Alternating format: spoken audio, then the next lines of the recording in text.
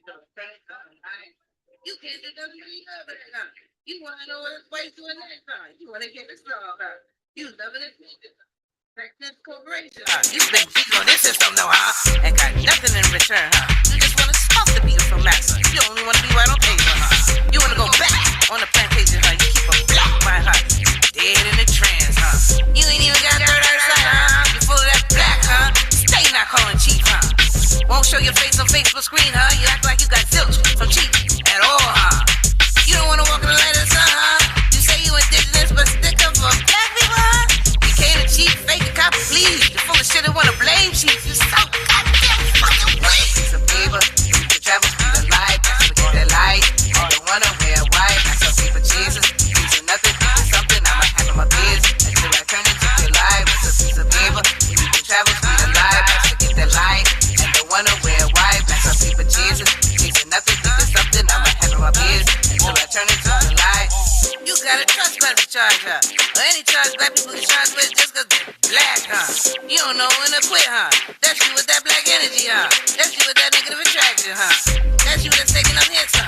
That hoe don't know when to shut up her mouth. Just gonna knock that whole teeth out, huh? You switch from white back to black, huh? You left gold behind for black people, huh? You want income tax checks again, huh? You about to flip on cheap, huh? You wanna score him like it's an NBA game, huh? You are in dishonor, huh? You gotta get back and honor with the sword, huh? How you gonna be white, huh? And you don't even fuck with cheap on the regular, huh? You are black, huh? Can't see the connection, huh? You really think we could be stopped, huh? Black people are against cheap and need to repent, huh? Piece of paper, you can travel through the light. That's what get that light. You don't wanna wear white. That's some people Jesus. Piece of nothing, piece of something. I'ma have in my biz until I turn into your life. It's a piece of paper, you can travel through the light. That's what get that light. And don't wanna wear white. That's some people Jesus. Piece of nothing, piece of something. I'ma have in my biz until I turn into the light. There's nowhere else to go. With this level of information, once you know the truth, you need a guide all day, 8 day. Unless you want to go back into the netball, but you can't even rest in ignorance because your entire existence is based off of what Chief 90 Shabu L registered copyright trademark art. At least the parts you were able to absorb. So this song is dedicated to the brain dead who's past, present, and future mad. This is their predicament now. Y'all really want to stop cheap from ending the matrix? So you're black, and you admit you're helplessly dependent on masses matrix. I know you had no idea that you were a black devil, but anyone who can't be around cheap is a black devil. Compare your life's work to his. All on the planet can see who is who. The Canadian breakfast jokes are weaker than you. Only a domestic Negro would make fun of someone born into a different corporation. Fuck out of here.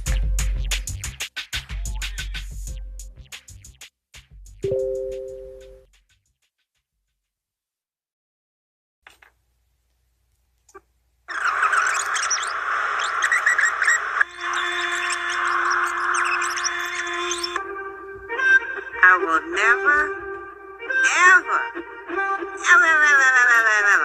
leave Chief's side, okay? Riding with Chief Naya Shabu until the wheels fall off. Riding with Chief Naya Shabu until the wheels fall off. You brought me up, sought me from up north. You caught me up with all you taught about the sorts of the problems on the planet. I saw you on YouTube and it said you was like, wow, on crack. Told me to drop black. I did one time, no problem, no question. Showed me that 181 had my attention. I walked. I never knew a man like you. Turn this roundaway girl, brand new. No many men, but none like you. I reach new heights again and again and again and again and again to keep me riding with Chief Naya Shabu until the wheels fall off. Naya Shabu until the wheels fall off. Chief Naya Shabu until the wheels fall off. Chief Naya Shabu until the wheels fall off. You're everything to me I could have ever wanted. Nothing like I thought I could run with. It's something better, something out of this world. I'm so proud. Call your girl, better yet your empress. I could never take less than what you are. Brighter than a star, our magical life got me that height. I trust you with my life. You never failed me, and now a Sube 3, a baby. You made me a mom.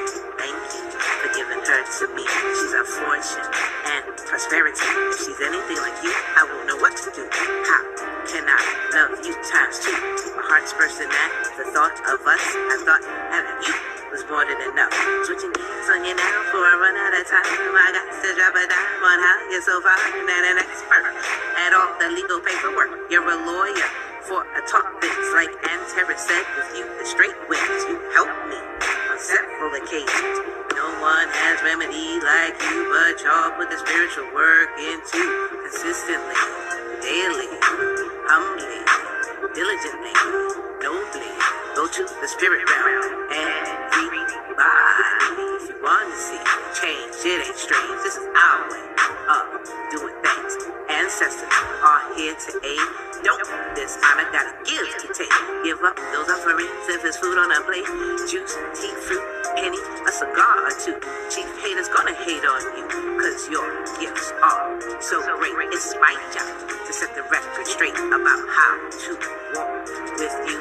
Too bad I'm your only boo for now. We'll see what happens. Great men cause great attractions. I'm open, grounded and sound for any females that come around, but they have to be as down for you as me. Matter of fact, that's everybody. Don't want no people around us. No vision, no discipline, no trust, no works, no help, no skills. Only wanna complain about bills. If you're on this frequency, you will surely see what is real and what must be. Your destiny is quantum check. Help us. I'll get the F out of face. Don't sound cool, but it's true. Jesus from the whole planet. It's a 181 ASP, killing fires, and please get behind him. Step beside him. Recognize him as he does you. Nothing like what's been before. But you wanna wait for some spooky. No. You are the spook. This is behind the door. Open it and reach for more. When you're ready, send me an email. I will respond to details.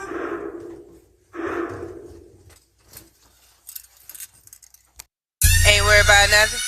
Choosing black makes you nothing. What? Choosing black makes you nothing. Choosing black makes you nothing. I chose white and I'm something. Choosing black makes you nothing. Choosing black makes you nothing. Cause black is defined as nothing. Ride around with my form and said 181. The highest boxes marked up for me. White and American Indian. Black don't mean nothing. The world can't feel you or hear you. The whole universe love me. And now the truth is spreading. I chose white and I'm something. Choosing black makes you nothing. Choosing black makes you nothing. Choosing black makes you nothing. I chose white and I'm something. Choosing black makes you nothing. Choosing black makes you nothing. Cause black is defined as nothing. Nigga, I'm white and I'm something. Blacks can't see the truth. Nigga, I'ma tell you something. Your race, you can choose. Originals of Europe, Middle East, North Africa, that's my race on the news. I'm white, goddammit, you knew. Blacks were made to be rude. Get robbed and get smoked. My status white automatic. Status white automatic. You need to be worried about something. Choosing black makes you nothing. Choosing black makes you nothing. Choosing black makes you nothing. I chose white and I'm something. Choosing black makes you nothing. Choosing black makes you nothing. Cause black is defined as nothing. Ride around with my form. It's at 181. The highest boxes marked up for me. White and American Indian. Black don't mean nothing. The world can't feel you or hear you. The whole universe love me. And now the truth is spreading. I chose white and I'm something. Choosing black makes you nothing. Choosing black makes you nothing. Choosing black makes you nothing. I chose white and I'm something. Choosing black makes you nothing. Choosing black makes you nothing. Cause black is defined as nothing. Money don't mean nothing, nada. Leopards don't mean nothing, nada. FRN website tells you money don't mean nothing, nada. Ride around with my phone. I go to trial, don't get hurt. I ride with my melanin, I ride with gold, they have value. Been here for over 1 million. Fuck how leopards feel. Cause I ain't really worried about nothing. Real whites ain't worried about nothing. You should be worried about something. Choosing black makes you nothing. Choosing black makes you nothing. Choosing black makes you nothing. Nah, I chose white and I'm something. Choosing black makes you nothing. Choosing black makes you nothing. Cause black is defined as nothing.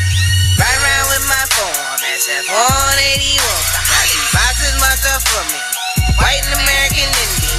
Black don't mean nothing. The world can't feel you or hear you. The whole universe love me. And now the truth is spreading. I chose white and I'm something. Choosing black makes you nothing. Choosing black know something? Choosing black makes you nothing. Choosing black makes you nothing. Cause black is defined as nothing. So I said Tower and L. Since being white, I ain't worried about a motherfucking thing. See these black people shaking in your motherfucking boots, scared to be white. You got the power to rise from being the untouchables and living a dream. You scared to sit a facts, my nigga? Chief 90 Shabu L, registered copyright trademark of the Autochthon Nation, says that if every melanite on the planet did their SF-181, this system would shut down in 19 minutes. Think I sound crazy? Then listen to the rabbi tell you how instructions could be spread to every so-called Jew in the world in 45 minutes. Well, it's very simple. You know, the Kehillah, that's the inside for us rabbis. We know how to get the word out to every Jew in the world that goes to a synagogue within 45 minutes. So you black people that reach out and are on the webinar, the ones that ain't been on the webinar yet, the ones that graduated and stopped after they graduated from the webinar, the ones that come on training and leave off training, even the colossal amount of ones that get banned from the webinar. All y'all know, this is our planet, our natural resources, our melanin. You want to live white, or you want to keep maintaining the status quo, playing the role of black? Don't get suckered into that black life because you're not in communication with chief. Black is not a culture, land, or language. Black is a person having origins in any of the black racial groups of Africa. Wait a minute. Wait a minute. Oh, wait, first of all, you're not going to speed past that like you didn't just say what you just said. Can you name a black racial group of Africa? White is the highest.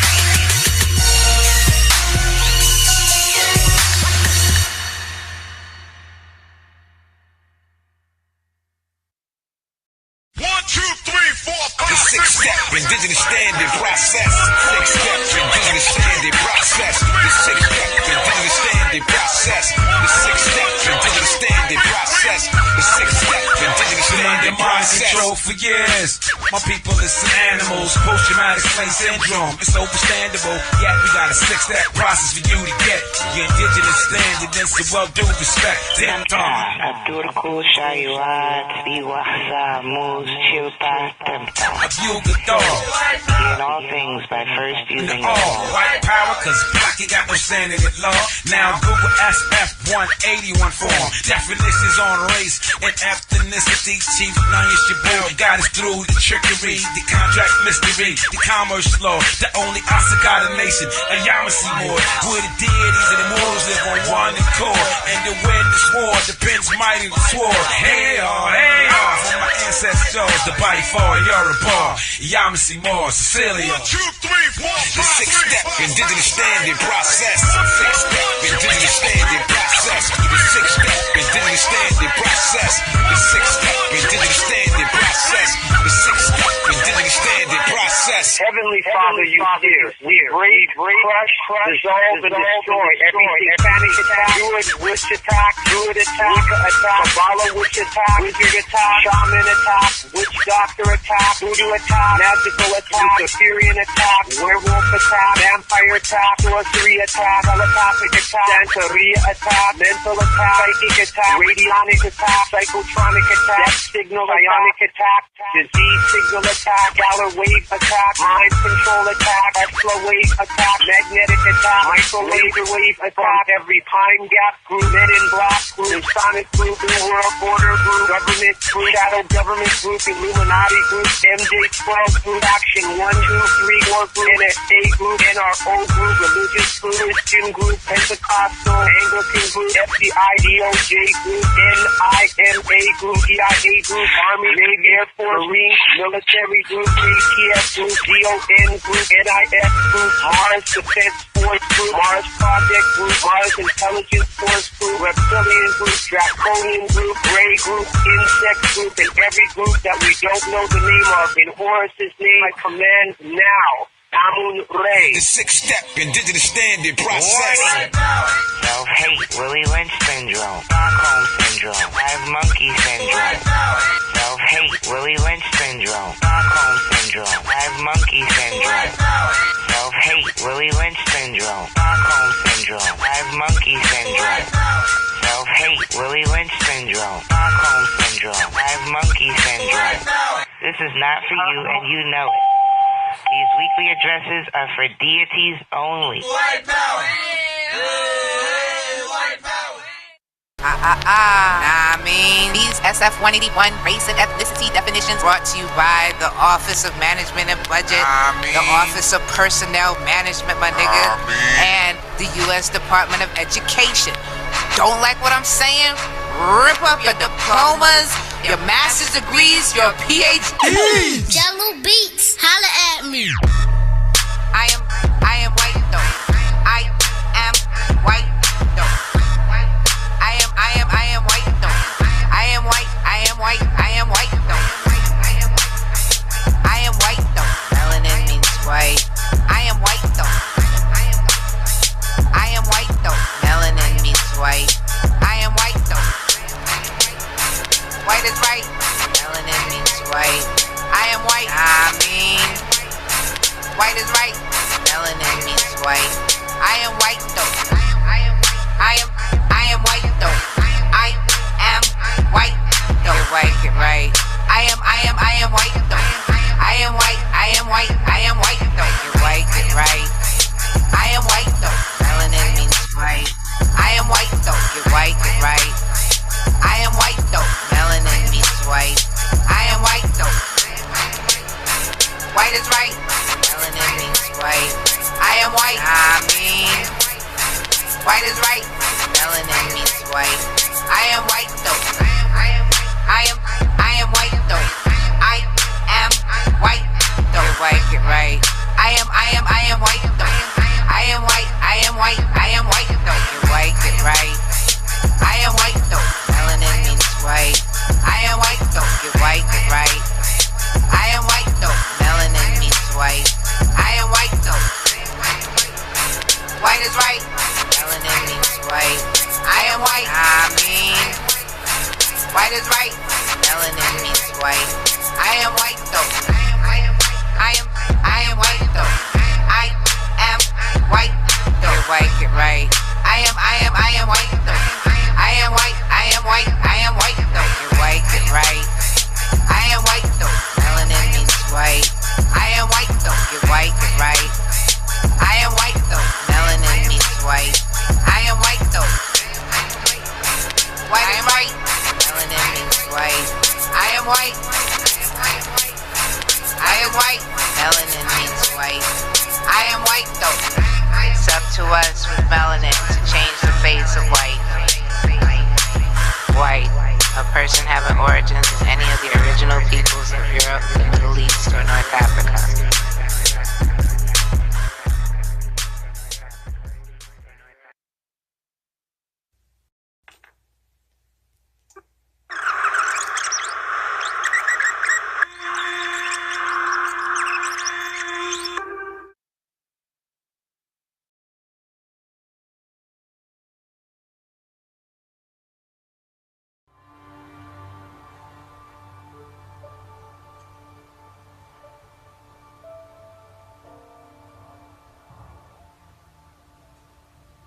It's not as easy as it looks.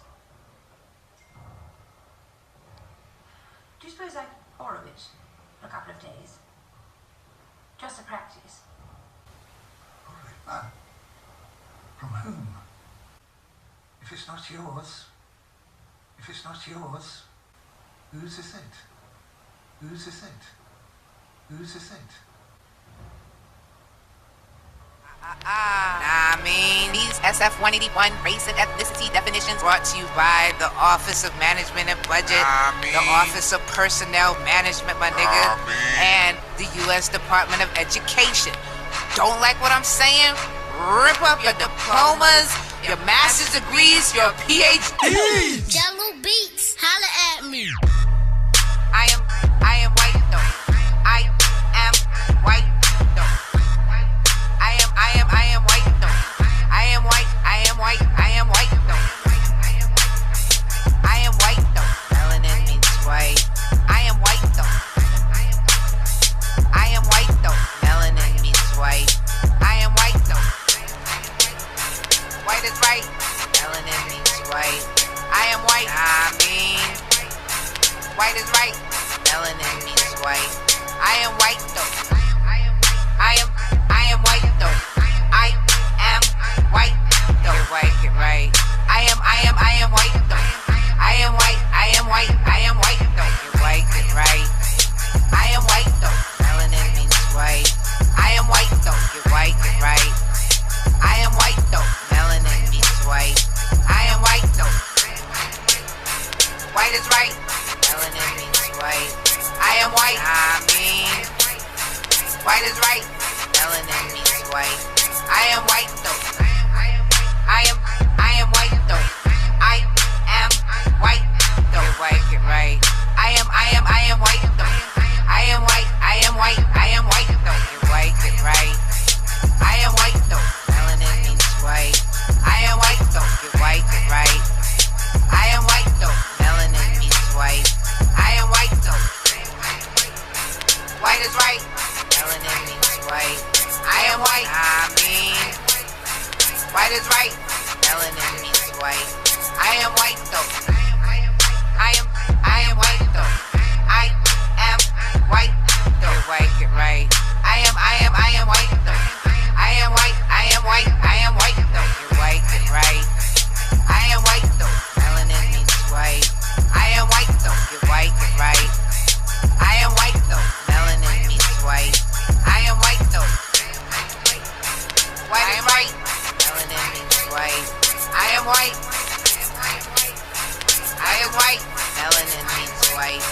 I am white though. It's up to us with melanin to change the face of white. White. A person having origins in any of the original peoples of Europe, the Middle East, or North Africa.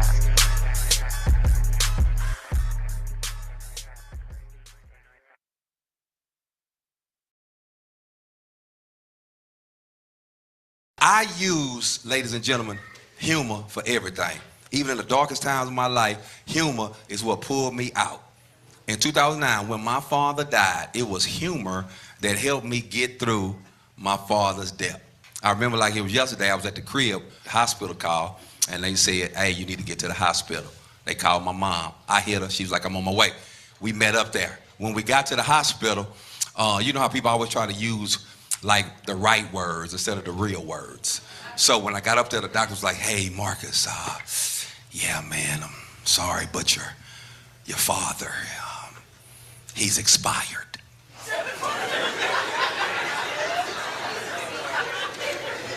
I looked in that room. I said, no, he dead. You know, because milk expired. You know what I'm saying? And if it expired, we can use it for cornbread. That's what we do at the house.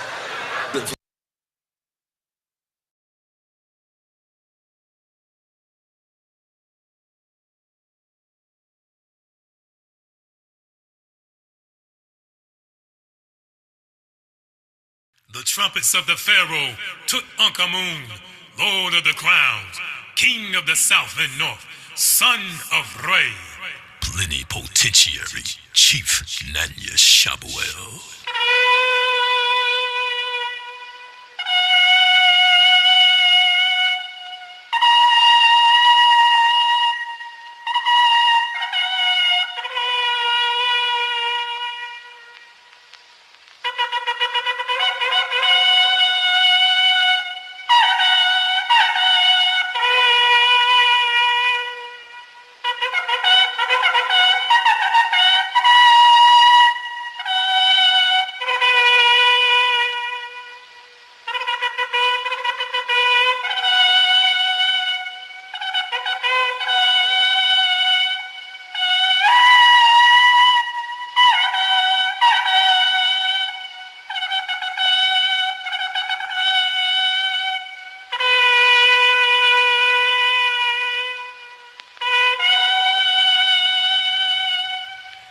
That was the silver trumpet, and now the copper trumpet.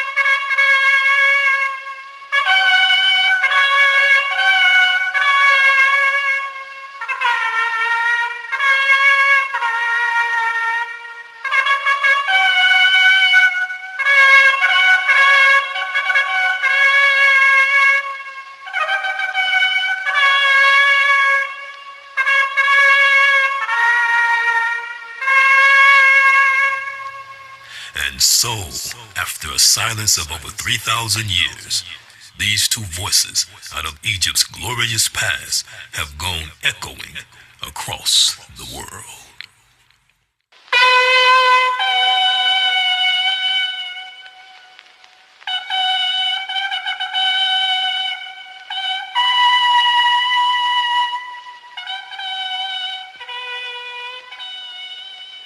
Khashuk Gadur.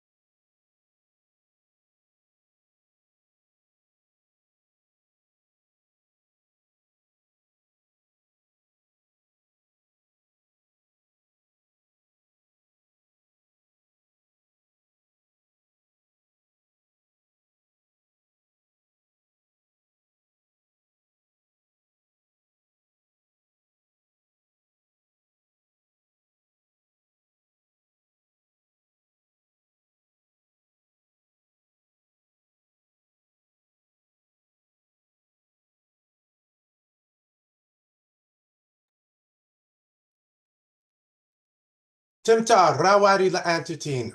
Ahlan Jawahir. Greetings, everyone. Welcome to Autochthon News Network, episode number 57. And before we get started, as always, we're going to be starting off with an invocation. Put the spiritual world first, and it will assist you in all issues you have on this plane. So we're going to Supplication 25 for those that have the Go book. Starts on page 174.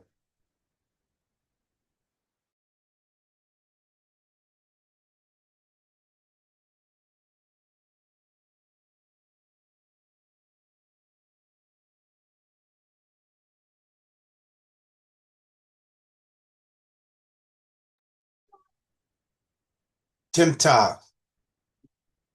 Abdur Kusha Yuat Wabazun Ama Farugun Shilpa Timta. Ashutat Shilpa Nasuratat. Ya Enli Wahidat.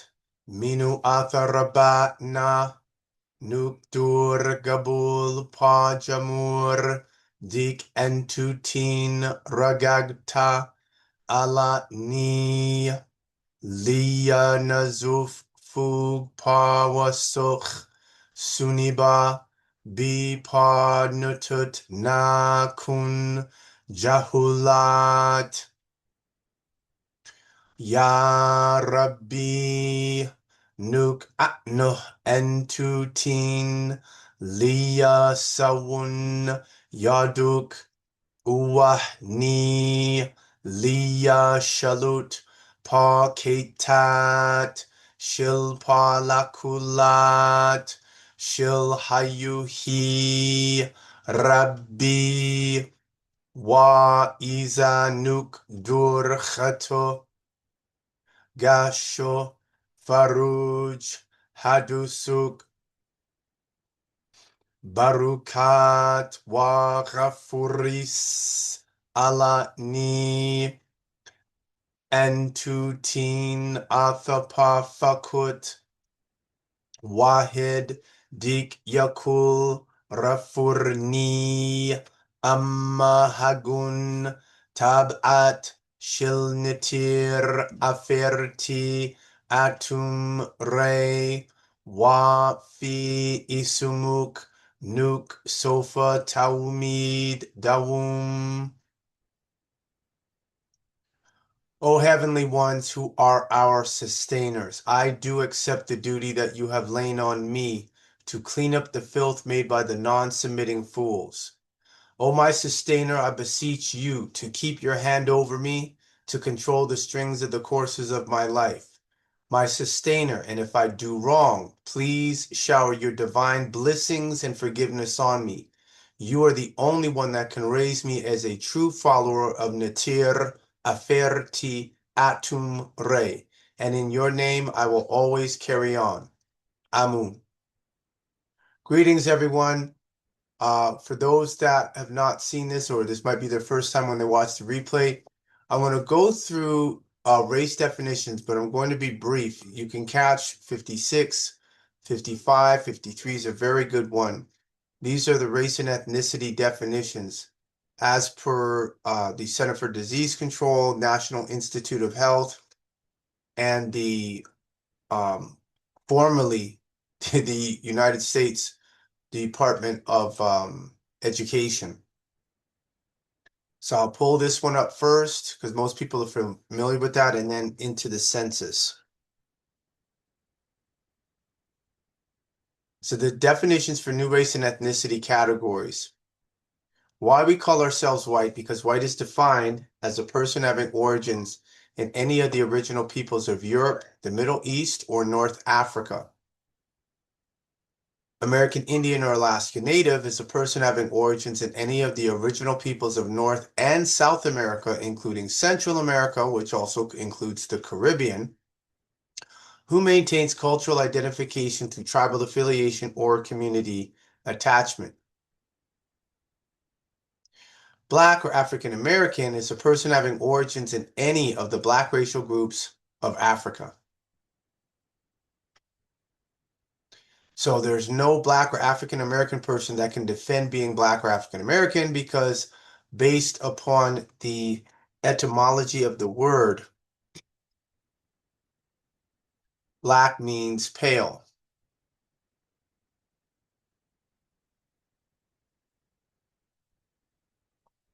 I'm going to pull that up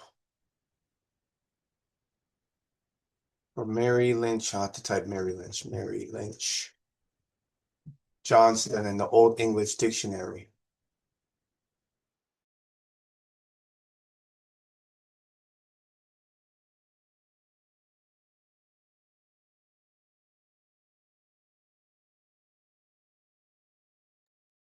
So I'll put the link here in the chat.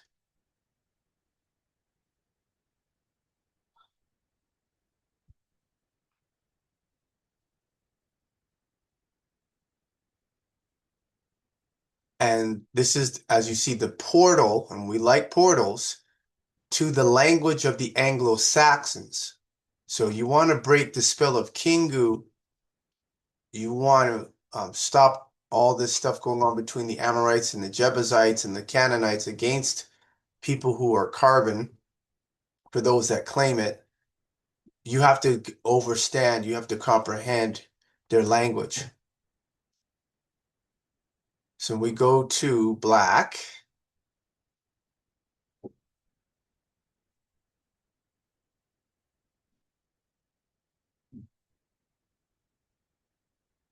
It's BL accent over the AC. And you'll see that it is an adjective. Bright, shining, glittering, flashing, pale, pallid, wan. Black.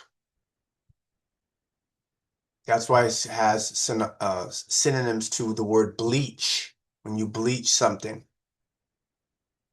So when we go to the U.S. Census, what do we see? The definitions for the U.S. Census: white is a person having origins in any of the original peoples of Europe, the Middle East, or North Africa.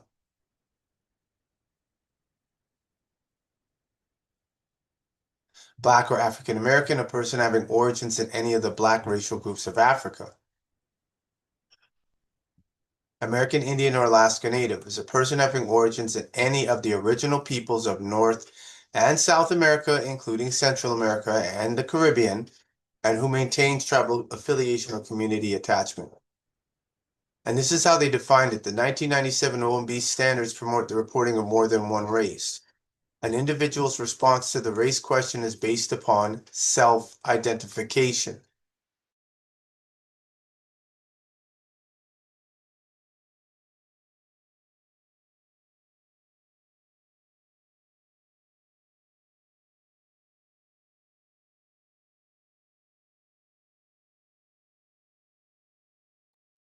I didn't receive the link for the.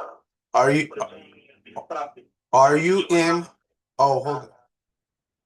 Where are you? Just seen it that you were live on Facebook, and that's how I found out the meeting was on. I seen it. Oh, so you're saying you don't have the direct link for Zoom? To it. Hold on, let me forward that.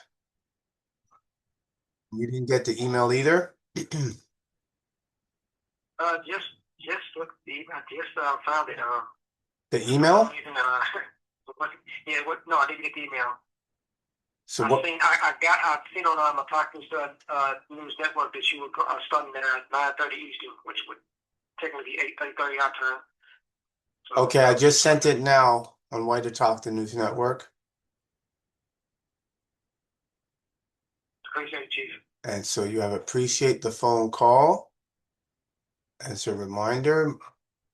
And I'm just going to make sure the open Q&A for plenipotentiary of Earth on Telegram.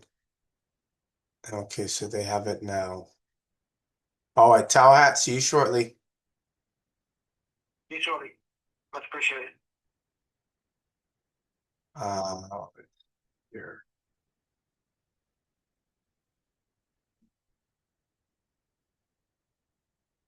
There we go. So back to where, as you can see here, the census, this is the US Census dealing with the topic of race. And what is race? The Census Bureau collects racial data in accordance with guidelines provided by the US Office of Management and Budget, OMB, and these data are based on self-identification.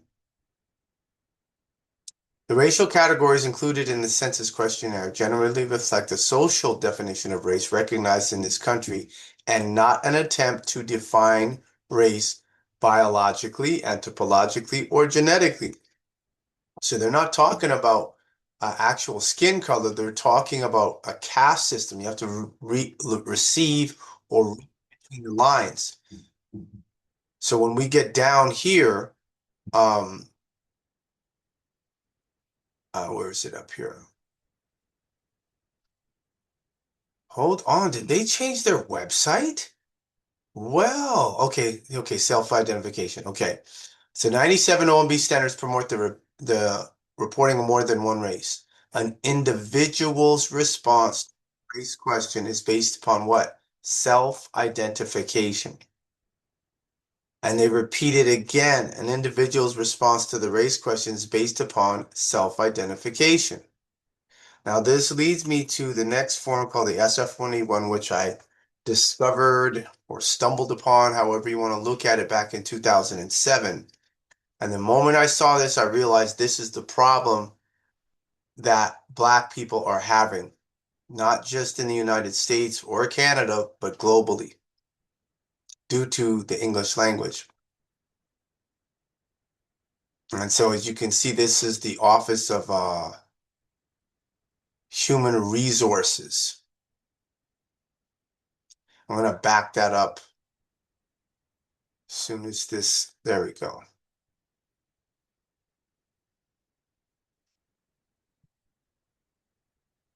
So as you can see here, it's Office of Human Resources Management. And this is the form, SF-181. Now I show people how to change the race and ethnicity properly. Only reason I'm showing this is due to the relevancy of this discussion. I will also give you Negroes out there, because you know how Black people don't like to listen. I'm telling you flat, if you do this and fill this form out, you're on your own, and all you're going to end up doing is damaging yourself. Now, there's a part in here, especially for the Moors, the people who call themselves indigenous, etc., who tell people do not fill the form out. As you can see, it says U.S. Office of Personnel Management Guide to Personal Data Standards. What it says here Providing this information is voluntary and has no impact on your employment status. But in the instance of missing information, your employing agency will attempt to identify your race and ethnicity by visual observation. Is everybody comprehending that here? For those of you that's on Facebook, greetings. Put your questions, comments in the chat. Same thing for those on Zoom. And for those on Facebook, put your questions and comments in the chat and I will get to them shortly. So put them in there and then this way I can go right through to directly to them.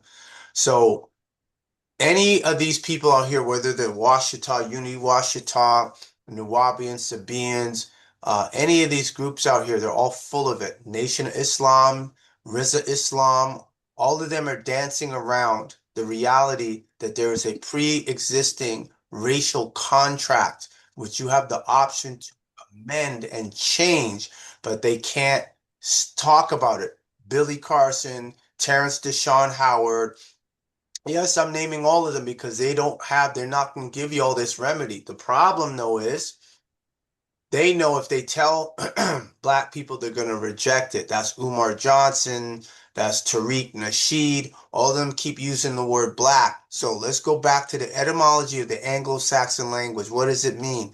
Adjective, bright, shining, glittering, flashing, pale, pallid, wan.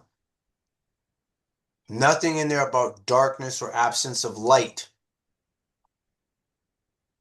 So this SF-181 says if you don't identify on a contract on a piece of paper what your race and ethnicity is, and the Census Bureau says it's the response to the race question, the information and the data that they collect is based upon self-identification. You have the right to be white.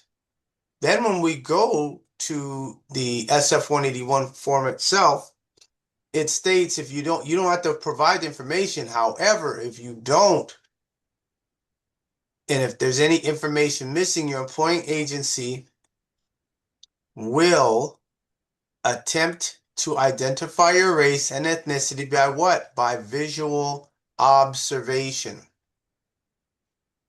And that puts people who have carbon, misnomer melanin, dark skin, olive tone, copper colored at a disadvantage because people who are Neanderthals will say we all look the same, correct?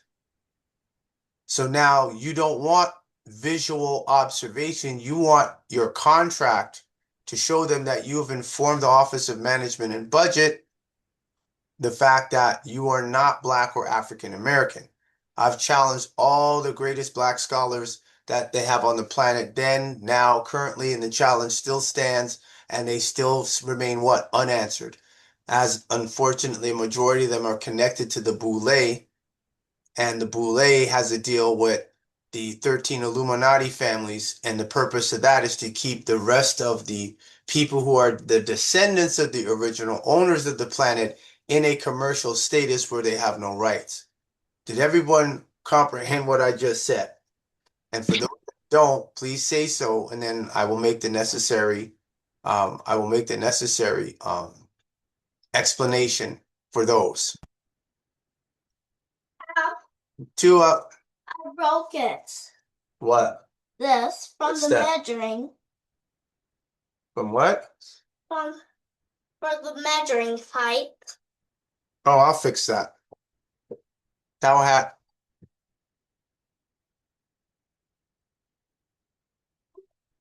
And it's two. Just 1 second, everyone.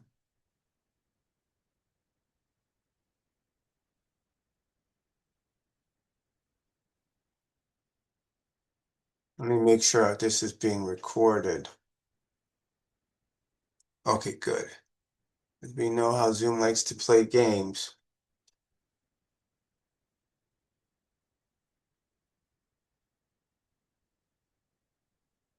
So this is why it's important. And that's why I'm also telling people there's no one else on the planet qualified to help you and assist you in changing your race and ethnicity. Filling the form out is one aspect of it. There's other aspects of duty. There's other aspects of contractual integrity. And you can't do this and be slick about it. And that's the problem with black people. They like to be slick. And then when it don't work, that's when they start screaming for help. And oh, they're violating my indigenous rights. You can't even claim being indigenous until you have what? Standing at law. And this is what the problem was, and what Barack Obama released when he said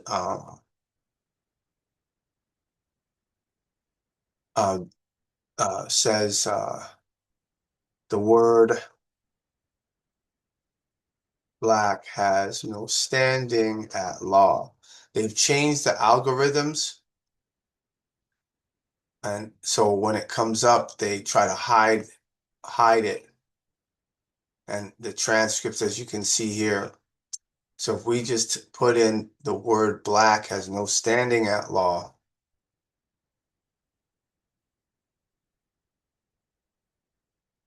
yeah, see, they went and see what Google has done is taken away the reports we have with the UN. Okay, so now let's take out the word and just say black has no standing at law.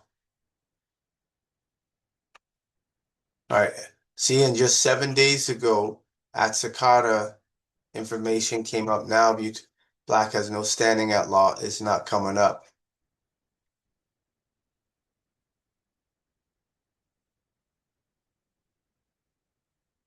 Let's go to images. Oh yeah, they caught on to what we're doing, but it's too late. It's already out there. There isn't a black person on this planet that can defend themselves and justify being black when the etymology of the word means bright, shining, glittering, flashing, or pale. And now this brings us to the next point, which I wanted to put emphasis on before we get into the news articles. For those people who are into that quantum parse syntax grammar, that promotes pale supremacy. That's why Russell J. Gould can't say nothing. He didn't even know that the SF-1E1 existed. He wasn't even aware of that. One of his so-called students, who I deduce is more than likely an alphabet agent, who was on my webinar, and I gave her a 14-page document to give to Russell, and she was complaining about 14 pages. I said, that's nothing. I said, the Sea Treaty that David Wynn Miller did was 150, no, it was like 200 pages. I'm like, so what are you talking about? And it was like a good 30 pages before he used is with. So I could already tell this woman has no clue about quantum grammar. Now, here's the fallacy of it. This includes the black people who follow it. This includes all the people who were autochtons that I trained that went into it, and then they saw it didn't work for them because they lost their houses using that stuff. Not that it was incorrect, it's you got the degree of corruption is so bad where the judges, even when the legislation is passed, the judges are still dishonoring it. So, this is what was explained and shown. So they have this, what's his name? Mark Keyshawn Richardson. He might be getting out. Oh, still. By the Office of Management. The person. Greetings. Greetings. Greetings. How are you? I am that I am. I'm white that I'm white. How are you doing? I'm okay, trying to hang in here. I haven't been ignoring you. I got a lot going on, and I know you got a lot going on. Unks in the moon. We don't hang. Hanging was back in the lynching, Willie Lynch. Back, we don't hang no more. Black people hang. We're white. We stay bright.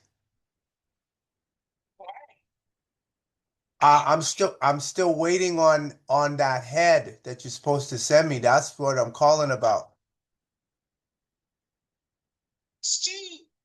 Oh. She disappeared on me. Oh, you know what that is? You know what that is? That the spirits know who I am, they know what I want, and they're like, oh, if he gets his hands on that head, we done. Because I said, oh, no, just ahead. We need something where you can drop the deposits in there. Overstood.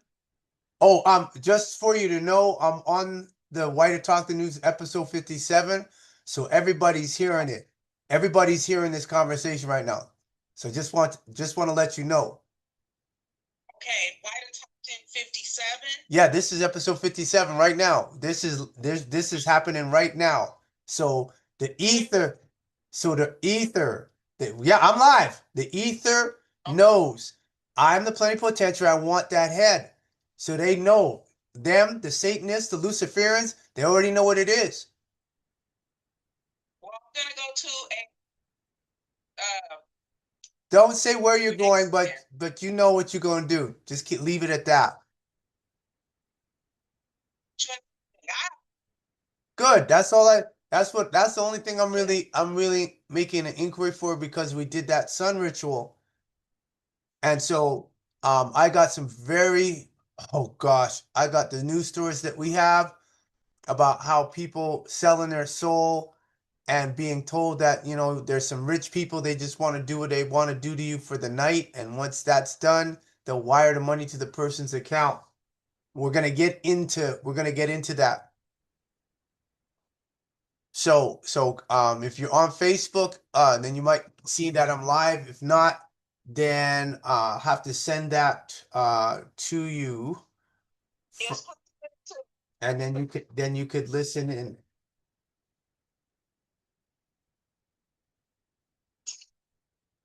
Great. Great. Make sure you keep doing those offerings.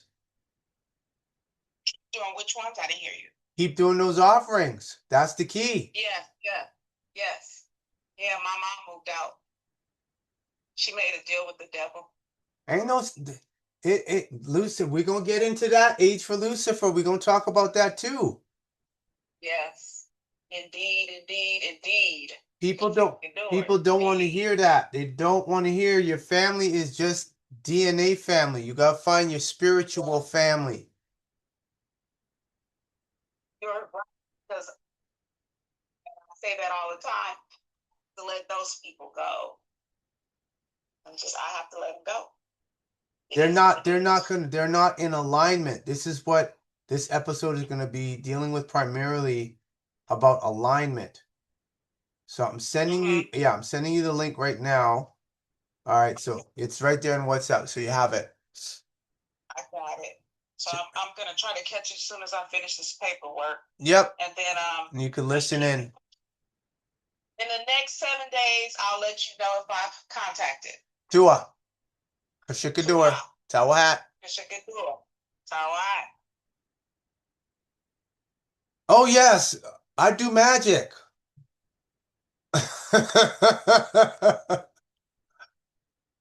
Oh yes. So for the ones listening out there, oh yes, you guys thought that the flood in Edmonton was something. Y'all ain't seen nothing yet. So getting back to what we were talking about with the quantum Parsi syntax, that promotes pale supremacy. Because, and I said David Woodmiller had to have committed fraud, must have known he committed fraud. I have an old document, a video rather, where he called what we would look at this Sharpie here. Hold on, I gotta do this with you all can see. So this Sharpie, he said, oh, you could call this is black or carbon. So that meant he knew the etymology, the correct etymology of this color, and called it carbon. He didn't call it black. And so for that reason, going deeper into it, that's when I realized that the quantum syntax, it's cool, it releases secrets, that's wonderful. However, it promotes what? Pale supremacy, because since Dred Scott has not been overturned, there is a responsibility for the offerer of a contract to inform a person who is African American that they have no standing at law, and for their own integrity say, I can't contract with you, I can't even give you this remedy. have to change your race and ethnicity, which of course none of them are doing. So let's see here. So we'll start at this paragraph right over the alignment that I was talking about today. That's the focal point. And this was in time.com, the newspaper, the magazine Time. At the very heart of the census is nothing less than political power and money, said Terry Ann Lowenthal, who served as the staff director of the House Census Oversight Subcommittee before becoming a consultant on census policy and operational issues. So the census deals with political power and money. Blacks have no political power. It's all smoke and mirrors, smoke screen. So the only way you're going to get that in a caste system as the United States of America and of course Canada, the Western world, you got to change your what? Race and ethnicity. That's what Tiffany Haddish did, told people didn't catch it, and she's been successful ever since. Now, we're going to deal with time. Our Nuwabian or Nubun or Yamasic calendar has 19 months with 19 days in each month and 4 weeks. The first 3 weeks consists of 5 days and the last week of the month consists of 4 days. Our Nuwabian days will also have 19 hours. We have to completely break away from his mindset and return back to our mindset. The time is now. Question, why the number 19? Answer, the beings that are concerned with you have a tri-solar system based around the number 19. In fact, there are 19 planets in this galaxy, which is also the 19th galaxy in the universe, talking about Risk, or the planet Risk, and Ilion, which is the universe next to ours. Ours is known as the 18th galaxy. So it would make sense to relink yourselves back to a time that is known to the Anunnaki who are concerned with you. That's why that Amorite woman on Gaia was talking a bunch of BS. That was complete and utter fraud. Every alien is always pale skinned or they're an insect. No nigger aliens? The many facets of the number 19 are seen in the many things that surround you. You just have to learn to take into it or align with it. The 19th name of the Most High is El Razak, meaning the provider. Within this Ashuric Syriac word Razak comes the root word Razaka. The same root word is found in the name of Risk, which is the 19th galaxy called Ilion. The Elohim, Anunnaki, are the providers of this planet. The number 19 itself is a prime number, meaning it is not capable of being divided by anything other than itself. There are other prime numbers, but none have the mathematical pattern like the number 19. So again, anybody who's into that quantum parse syntax grammar, I'm challenging you, and don't play that game. Oh, you're speaking adverb verb, I don't have to respond to you. Get off with that BS. For the trap of the quantum correct -sentence -structures -communication -parse -syntax -grammar -performance is with the noun of the glish -language by the failure of defining / scribing of the race. For the word of the black is with the no hyphen standing at the law. For the use of the quantum correct -sentence -structures -communication -parse -syntax -grammar -performance by the people upon the planet with the melanin, I have to change this of course to carbon, misnomer, black and African / people of the color, is with the no medi, no leaf, no rights, no hyphen claims, no-settlement/no-solution/no-closure of their contracts.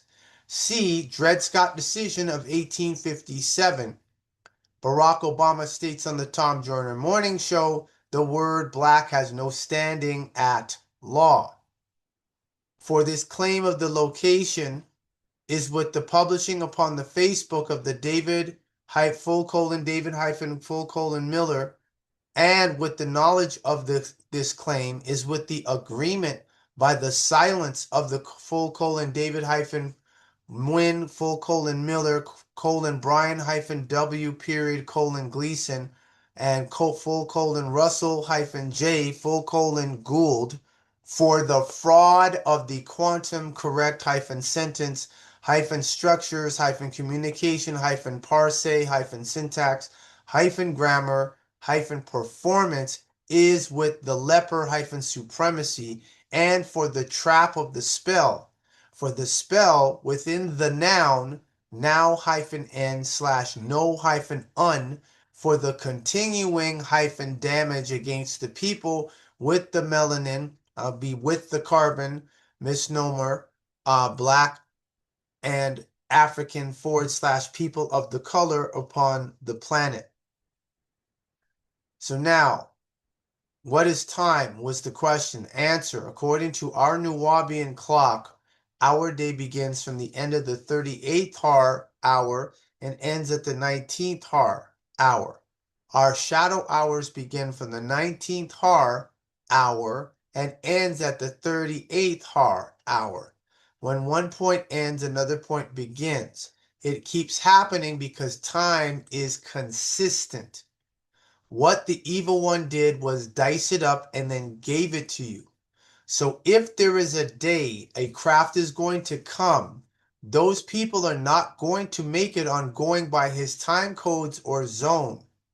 They bite pieces of time from their Gregorian calendar to keep it consistent. Now in Alberta, BC, I think Trump is doing it where they're going to do away with daylight savings time, so you won't be pulling the clock back except for the states and provinces that are in the central time zone. But everyone else, they're like, come fall, they're not going to pull the clock back an hour. It's going to stay where it is now. You have to learn real time again.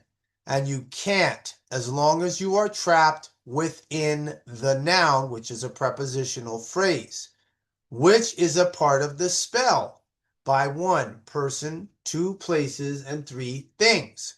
These 3 points, along with the 4th point, forms a tetrahedron, which I will explain. This tetrahedron has 3 points, which are 1 person, 2 places, 3 things.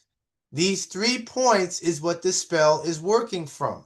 And you can't even begin to conceive what is on the 4th point because you are trapped in the 3 points of person, places, and things. These 3 points is what this person, places, and things. The tetrahedron works off the principle of as above, so below. The tetrahedron, when rotating, makes a vortex. You would see 4 points making a square.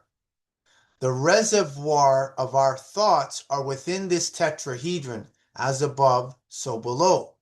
So to envision a pyramid in reality is to envision the 3 points into the 4 points. Your world is a 3-dimensional world. You have to move into the 4th plane. And how that's going to happen, you got to be aligned with 4th plane principles and fundamentals. All of the human's thoughts are coming out of a mental bank called a mental reservoir, which is your tetrahedron. Even if you try hard enough, you cannot think outside of the 3 principles. 1 person, 2 place, 3 thing, 1 solid, 2 liquid, 3 gas. You are caught on 1, 2, 3. Refer to scroll number 110, What is Spirit and Soul? I think you could find a PDF of that book online. There was a time when you were able to think outside of person, place, or things. Your concept of thinking is responding. Is everybody paying attention? You must first respond. 1, I think. 1, myself first. Then 2, people I like. Then 3, everybody else. Now, what about the fourth reference? That would come into godlyhood. The reference to your total intellect in that point is a tetrahedron. A pyramid is not your reference. A pyramid implies that there is a base to your reference. The implication of a tetrahedron is that it is moving to the next realm.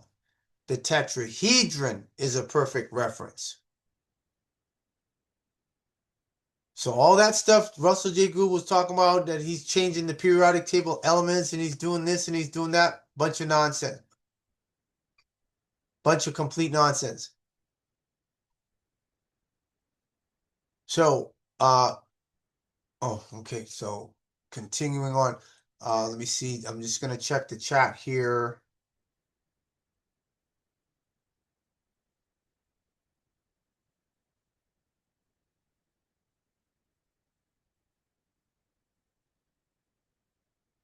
Just to see any questions here in the chat. Those on Zoom, you can raise your hand. Those in Facebook, you could put your question in the chat on Facebook. Okay, so Tiffany, you said no, please explain more. Is Tiffany still here?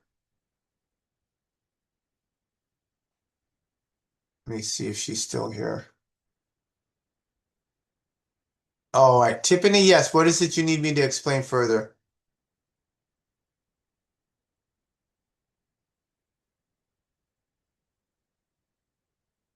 Yeah, you gotta turn your mic on. What was that sound? Oh, that was Ab getting a mosquito. Oh. Okay, I guess she may have let me see. I guess she may have fell asleep. I know it's very early over in the United Kingdom. I'm Debbie. Okay, number 6. Let's go downstairs. Okay, let's see.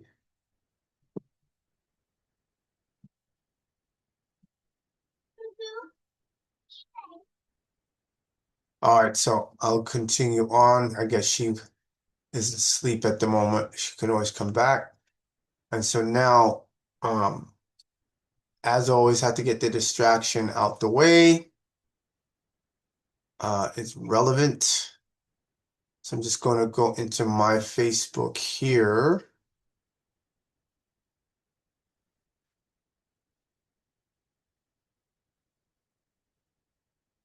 And so for those of you that watch, do not rely on Facebook to send you a notification when I go live. They're not going to do that. Even though Meta is going to be opening a data center up here. Yes, they are. Not in Edmonton, just outside the city. So when you go to my page, what you're going to have to do is go and click on Reels. And then that's how you can see the live. So this was the one from Friday. Book of the Dead. Alberta is completely off the street watching her. She's not getting yeah, I saw her pulling on. Yes, they're building a data center here in Alberta. Oh yeah, she saw me. I'm getting out the car to see. I want y'all to see. This is how dishonorable this woman is. See, this ain't the agreement. Now she parking across the street. This is why I love streaming. Thanks, Meta. Thank you so much. I appreciate you all. And we all know Meta's building a data center here in Alberta. Yes, they're building a data center here in Alberta. Right? This is what I'm telling you. So I picked her out coming across, so unless she's filling up for gas, cool. If she ain't, she's parking across the street, which is not what her lawyer said the agreement was. Yeah, I saw her pull in. I know her. Yeah, there she is. Like, you can't sneak up on me. You can't run game on me. There she is. Take a good look, everyone. Look. See? So when she sees the replay, yeah, right there.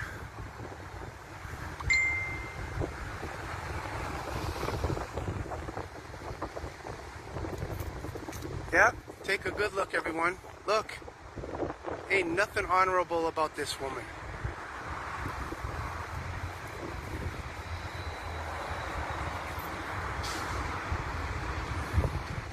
Yep, nobody escapes the eye of Ray. No one.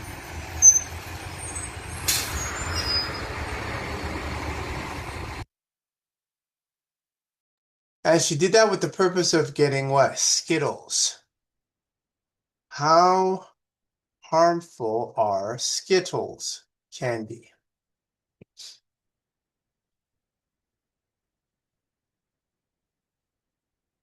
Okay, now we're going to do two ways this. We're going to do the Google, then we're going to go to YouTube and see, because you know people are going to have videos on YouTube regarding Skittles.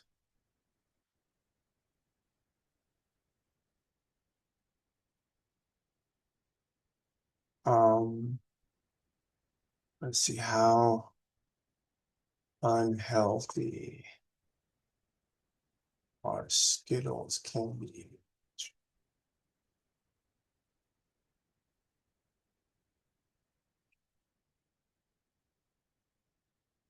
Okay, I know this guy. He's the truth about Skittles. We got, oh, hold on. In the EU. There we go. So we'll play these. These are shorts, so that's good. They're not going to be long. So we'll go to see what the AI says, because this is how you can tell it whether it's biased or not. And then we're going to confirm or validate with the YouTube video. Skittles are not actually toxic. I'm going to make sure everyone can see. Great. But they pose health risks primarily due to their very high sugar content, which causes sharp blood sugar spikes. That's what Nicole, as you saw in the video, went into the store to get the children Skittles. Concerns over additives like titanium dioxide, which prompted lawsuits and an EU ban due to potential DNA damage concerns, led manufacturer Mars to phase the additive out of Skittles. Health concerns, sugar spikes. Skittles are mostly sugar and corn syrup, and we already know about atrazine, causing rapid rises in blood glucose followed by energy crashes.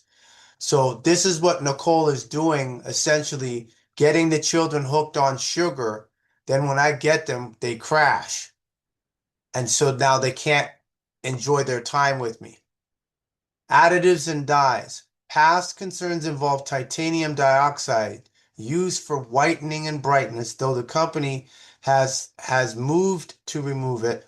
Artificial petroleum-derived colors are also present depending on regional formulations. Long-term risks. Frequent consumption of high-sugar candies contributes to both tooth decay, weight gain, and an increased risk of type 2 diabetes.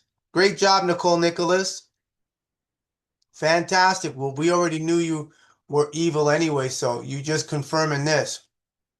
And then we're going to go now and play these videos. I know this guy's a doctor. He's got some good videos. Let me make sure everyone can see. Great.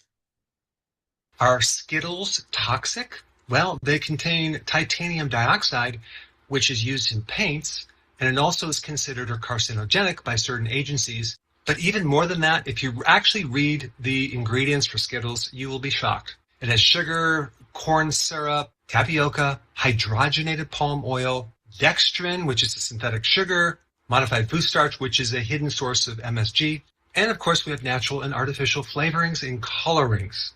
So the question is Skittles toxic? I would say yes. There we go. He's a doctor. You know, I need to save this video here. Put this in the chat. Everyone has it. So next time her and her Nigerian lawyer decide to drag me into court because I was giving my children methylene blue while she's giving them Skittles. Told you, the courts, Edmonton law courts, they can't tell me nothing. Straight killers. So it's in Zoom. Skittles is toxic. That's why Nicole got quiet in the car, and I told Sambina to spit that out, which you see in the video. So let's go back here and open this one, and then open this one.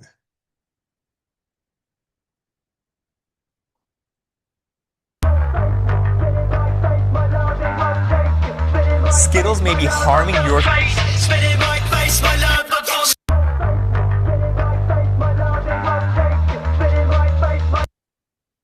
So Skittles contains an ingredient known as titanium dioxide, which can be found in products like paint and various cosmetics. The company said they only use natural colors, but they lied.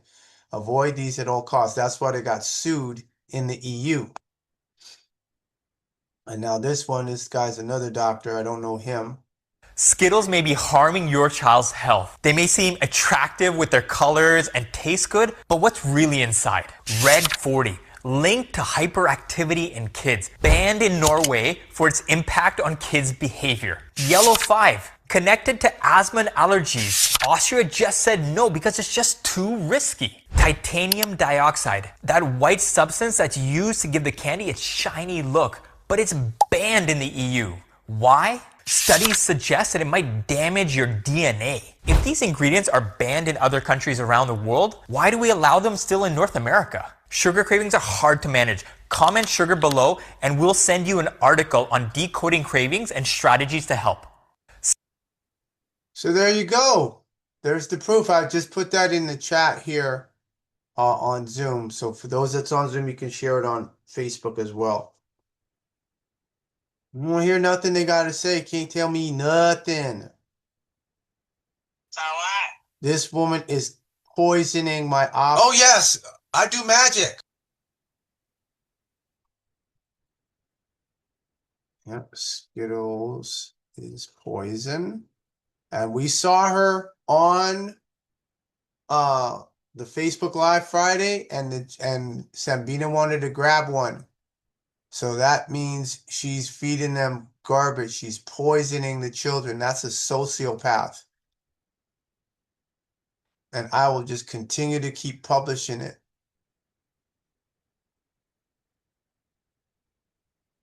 So that means, like I said, only a sociopath would do something like that, because I have to have control. Like I said, the need to have for her wanting control shows that Nicole Nicholas is immortal. I've already achieved immortality. I've said this years ago. It's done. And when I see somebody like you lost in every angle, you lost every dimension, you lost every timeline, every multiverse, every omniverse, you lost, and still trying to fight. Doctor says Skittles is toxic. Just putting this in the chat on the Facebook Live. All right, so we got that. I got the mental health people called me. I had to call them because Nicole initiated what do you call it? She initiated an intake for mental health. She didn't discuss that with me. She didn't tell anything about that to me. So that's not co-parenting. Big surprise, everybody. You're not going to believe it. This is a letter I got from the Edmonton Law Courts right here.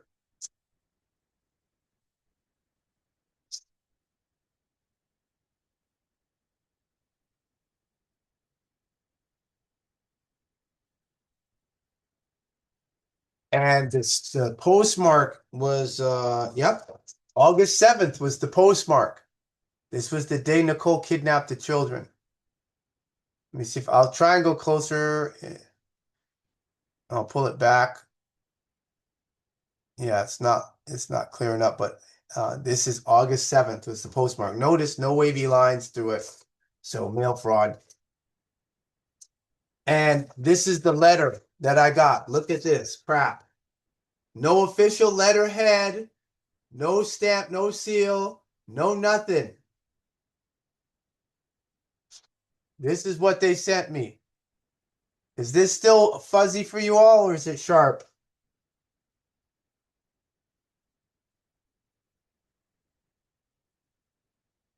Hello, we are returning your documents as the hearing has been completed and the order has been revoked.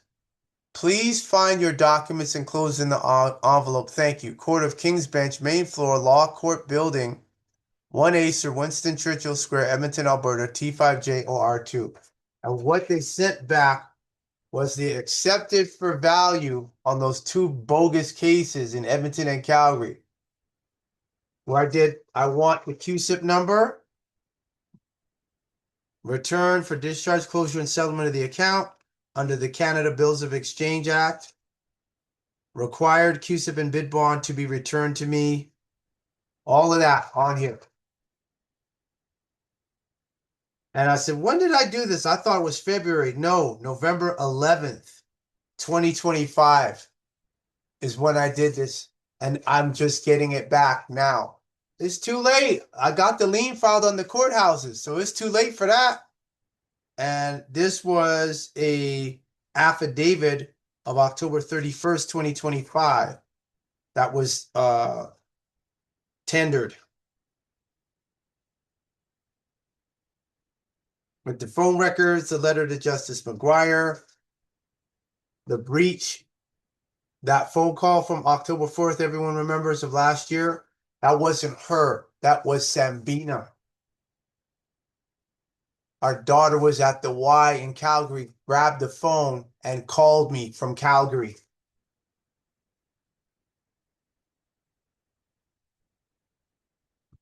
And she just called her a kidnapper today. We have to go back to that kidnapper? Yes. And we know Nicole might be on right now listening. Said, this is what we do. We publish. There's going to be a breaking point for Nicole Nicholas. She can't do this forever. Reputation is shot. You tried to lambaste my reputation. I could walk the street. I could show my face. I can walk in the neighborhood. Abusive men don't do that. They stay hidden. They ain't trying for nobody to look at them. But when someone says, when I get my hands on that Canada Child Tax Credit, it's like, ha ha ha ha ha ha. And you have to out people. I don't care who it is, friend, family, when they start acting stupid like that, and you've done everything possible to resolve it, and they're not acknowledging and being amenable,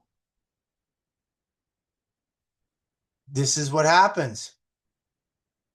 Because they're not going to stop. So you have to embarrass them.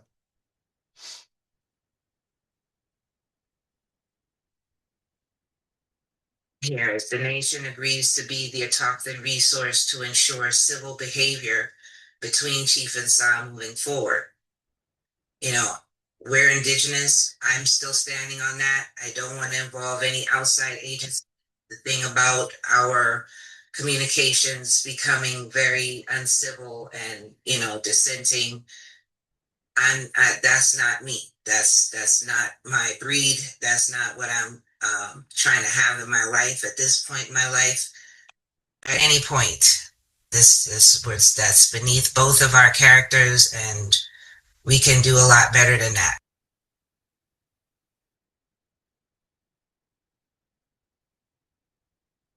Here, as the nation agrees to be the Autochthon resource to ensure civil behavior between Chief and Sa moving forward.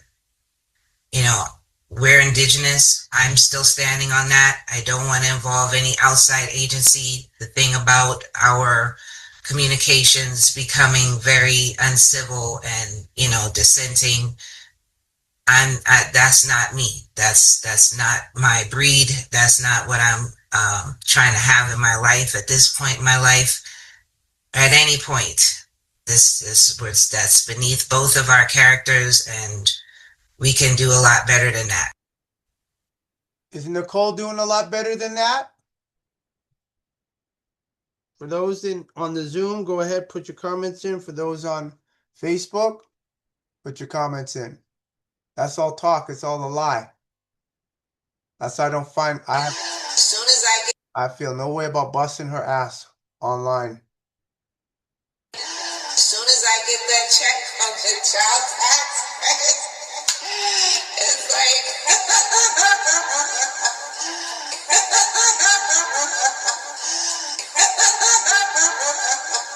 as soon as I get that check from the child tax credit, it's like, say, think what you want to think, think what you want to think. Now I want to see her explain that to people.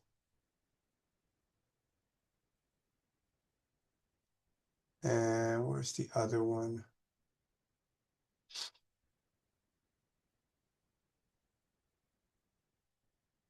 The contradictions of Nicole Tamara Nicholas. Part 3. As soon as I get that check from the child tax credit, it's like,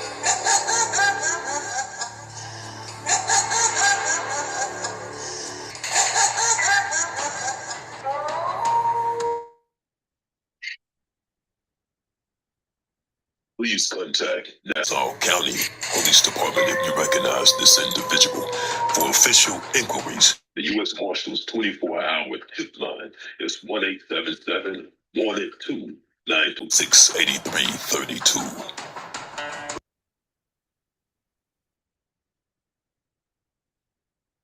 The contradictions of Nicole Tamara Nicholas.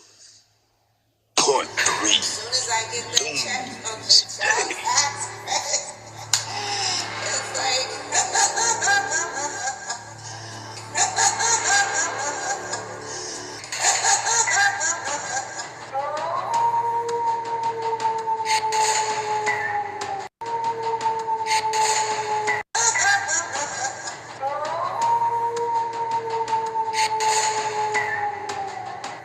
Please contact Nassau County Police Department if you recognize this individual. For official inquiries, the U.S. Marshals 24-hour tip line is 1-877 182 926 8332.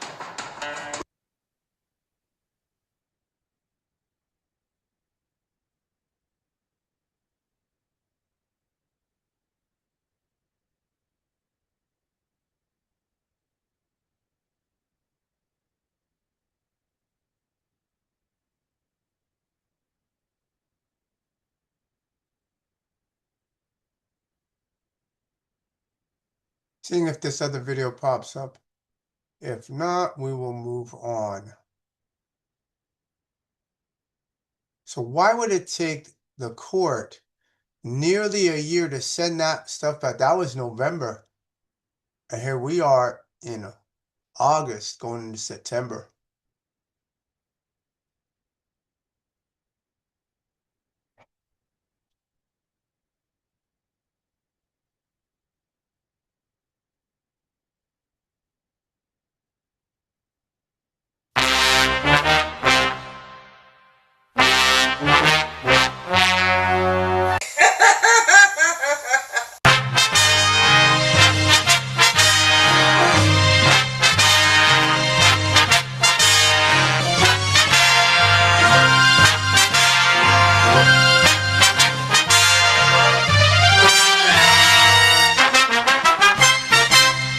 as soon as I get that check from the child tax credit, it's like,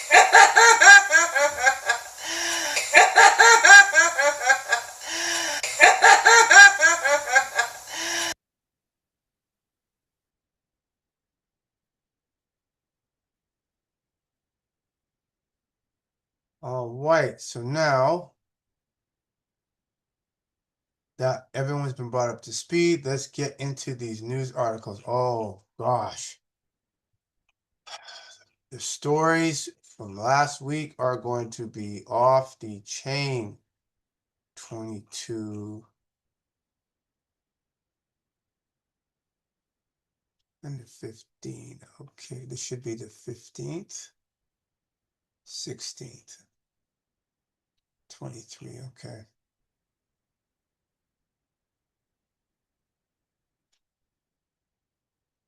$12.55.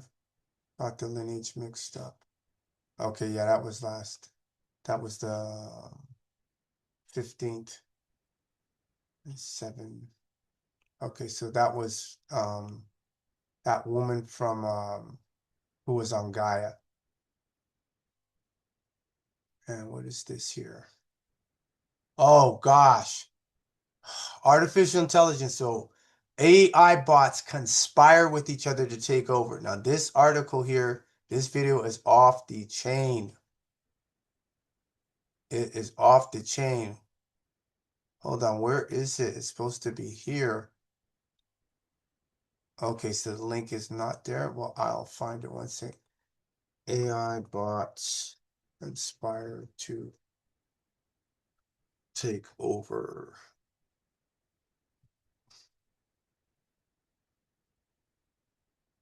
I'm trying to remember if that was let me go to videos.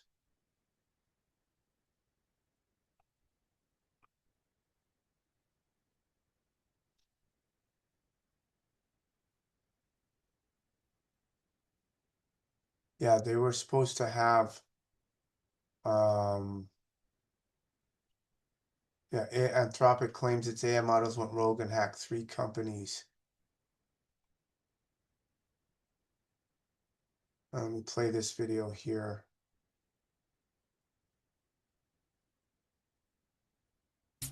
Welcome back to the Takeout. Thanks for hanging out with us. Anthropic says its AI models went rogue during testing and hacked into 3 other companies. Less than 2 weeks ago, OpenAI reported a similar incident for one of its models. I want to bring in Stephen Witt to discuss. He recently covered the OpenAI hack for The New Yorker. He's also the author of a book about NVIDIA called The Thinking Machine, and he's been on the program before, and I'm glad to see him again. Stephen, I want to read for you something that Bill Gurley, who's someone in this industry, posted on X, talking about both Anthropic and AI. Please stop referring to your own models in the third person. When talking about model bad behavior, humans write the software, humans built the prompts, and they work for your company. Our model is doing illegal things. Our model is risky. We now have liability. How do you evaluate that? Well, it's a good point. The guys who got hacked there, initially, they didn't know that it was OpenAI doing it. They thought it was a cyber criminal.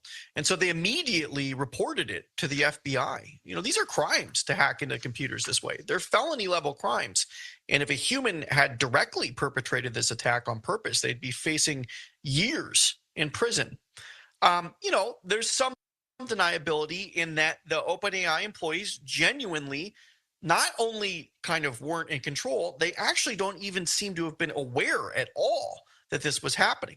So from their perspective, it's not, you know, a criminal action, it's an industrial accident. But they still need to take much better care of this kind of thing. In fact, a bunch of employees at these companies, the employees, these are the people who work for OpenAI and Anthropic, signed a petition circulating earlier this week, basically begging the U.S. government to come regulate them. And there's an executive order from the White House on this that I believe has one deadline tomorrow, seeking some of this actual, if not regulatory action, at least some cooperation with the federal government to erect some guardrails, if I have it right, Stephen. Right. There's open FBI cases about this stuff, right? And the feds are going to look at what the model did. Now, I think OpenAI is cooperating, and they've promised a full technical report of their own, it should be said. So as Anthropic, the companies are volunteering this information. But there's much more that they have to volunteer. I think the big question, at least for the OpenAI one, and even for the Anthropic one, is what exactly did you ask these AIs to do? it seems like they asked them to do something kind of a little scandalous, but they thought that if they locked it in what's called a sandbox, that the AI couldn't cause that much damage, right? So the idea, or the belief at least, inside these companies was that these AIs had no access to the internet.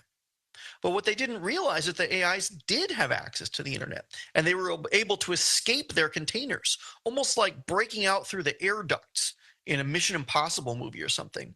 Once they got out of their little containers, they took control and commandeered other computers on the internet, and then started using those computers to conduct sophisticated attacks against other companies. It's really something. We've never seen anything like this before.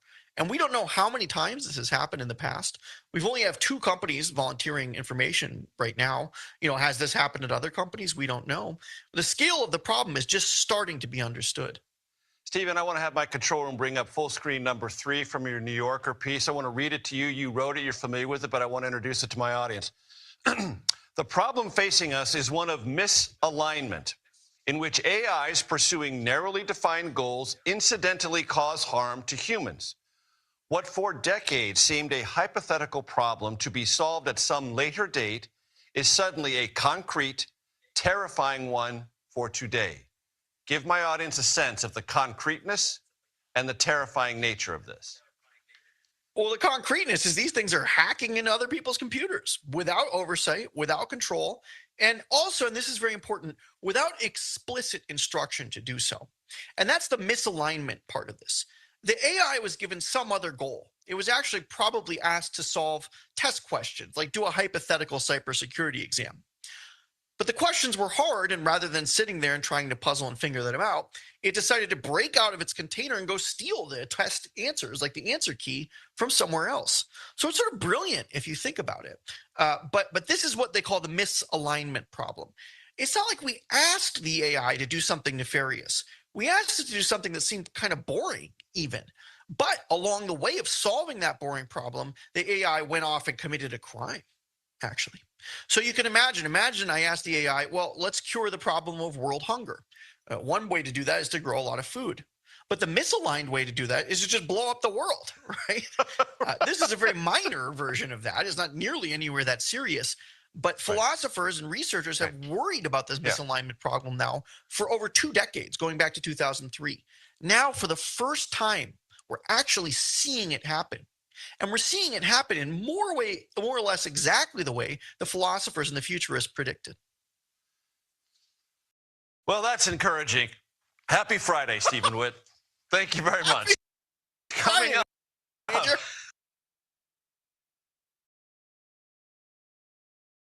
So you see how they can laugh about that. That's the way of dealing with the reality. They've created a Frankenstein. And they can't kill it. They can't stop it. They can't jail it. None of that.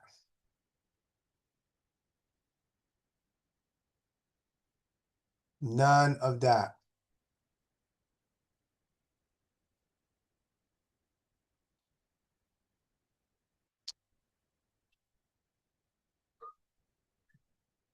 There we go. So that's it for that one. Next article. Now this was the picture here. And I wanted to get that one. Maybe I have the link down the way here. This woman explained how his AI assistant ordered him food to eat by going online, creating an account, used credit cards that were skimmed, and ordered food for this guy. And so he had called him and said, find out what's his liability. And they said they didn't know. So he said, well, in the meantime, I'm going to enjoy some sushi. This is what it ordered for him. All this food. Because it said, oh, I did this because I figured when you have the sufficient amount of protein, you wouldn't need to eat and you wouldn't have to, be detracted from your work. You could continue to go do your work without having to stop to get food. So his AI ordered food for him and opened an account in its name and sent him and took credit cards that were skimmed online and paid for it and sent it to this guy's place. but they're mad at me.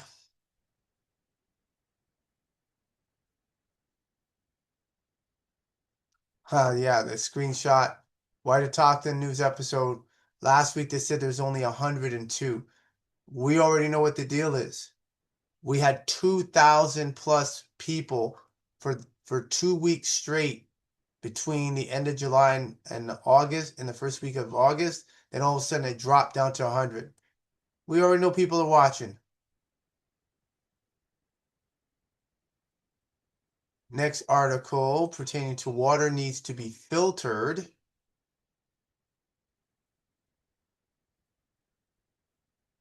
Is equivalent to drinking 11 glasses.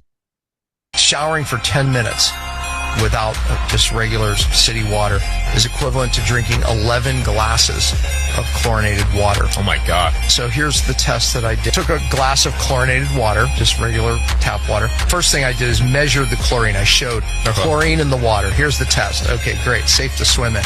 Put my hand in the water for 30 seconds. Pulled it out, remeasured, no chlorine in the water. Where did it go? Went right into my bloodstream. Holy crap. We need to filter our water, drink filtered water, shower in filtered water. Look, if you can't afford a whole house system, buy a carbon filter for your shower head for $50. And remember, chlorine is a halogen type of chemical that causes thyroid disruption. Most people think filtering water is enough, but what about the chlorine already inside your body? It creates internal stress and buildup, especially around the pineal gland. That's where clarity starts to fade. That's what led me to something ancient, haritaki, an Ayurvedic herb used for over 5,000 years in meditation practices. Its compounds help bind and remove chlorine byproducts while clearing buildup from the brain. I tried it raw. The taste is unbearable. The powder is hard to stay consistent with. That's why Peptiques was born to traditional Himalayan farmers who've grown this fruit for generations, working directly with health-conscious people worldwide who refused to accept what the system was selling them.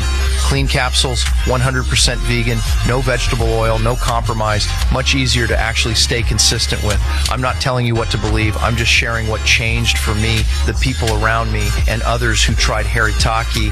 There was even early clinical evidence from small independent clinics before it quietly disappeared. And within days, my dreams became vivid. My mind felt clear. My intuition felt sharper. If you're ready to finally fix this, tap Shop Now below. We only trust Peptiques, a U.S. brand shipping worldwide. And because you're watching this video, you get an exclusive deal nobody else has access to. Buy. Okay, so see how I went from that to that into selling the product. There's other remedies, but the principle is, yes, filter your water, get a shower filter head. I saw something, I need to go back to that spot where there's actually a filter you can put on your bathtub. I was stunned. So you can get a bathtub filter to put on your bathtub and filter the water that way. So that's the next one I'm going to look into, and I'll inform everybody and who the brand is, because more than likely it's going to be from the States. What do you need the remote for? Were you on commercial? What, skip? You want to skip? Yeah, I want to skip. Okay, so you go ahead and skip it and bring me back the remote. What? Esmuni, you're going to bring it back to me or I'll shut the TV off. What's your choice? Choice is not watch TV. Okay, then shut the TV off. No, go downstairs, shut it off, and bring me back the remote. One of the Showering for No. You said you want to shut the TV off. So shut the TV off, give me the remote, and y'all can play. You don't need the TV then. But I want to sing with Ruby and Bonnie and... No. I said Olele, Gracie, African Nursery Rhymes, Kunda, Akili. That's your choices. So pick one and then bring me back the remote. Towel hat.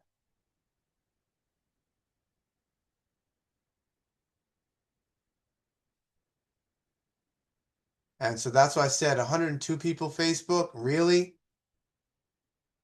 Like, we have more than 102 people watching. So get yourself a water filter for your showers. There's one supposed to be for the tub. Definitely I'm going to do that and see what they got there. Oh, this one. Iranian Insider. Y'all are going like this. He's talking about the fact that the West is deliberately being dismantled on the inside, and it's purposeful.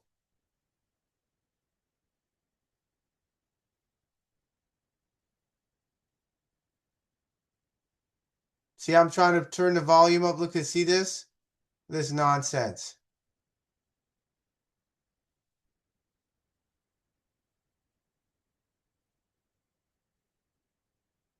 See, I'm trying to turn the volume. Look, I'm clicking on it. Let me refresh.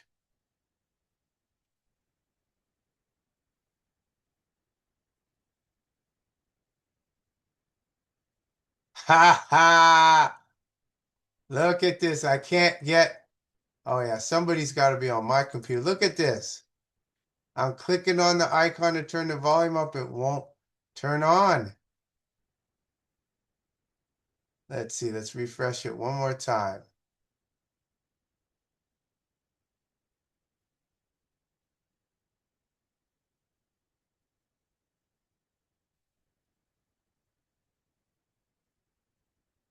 This is scandalous.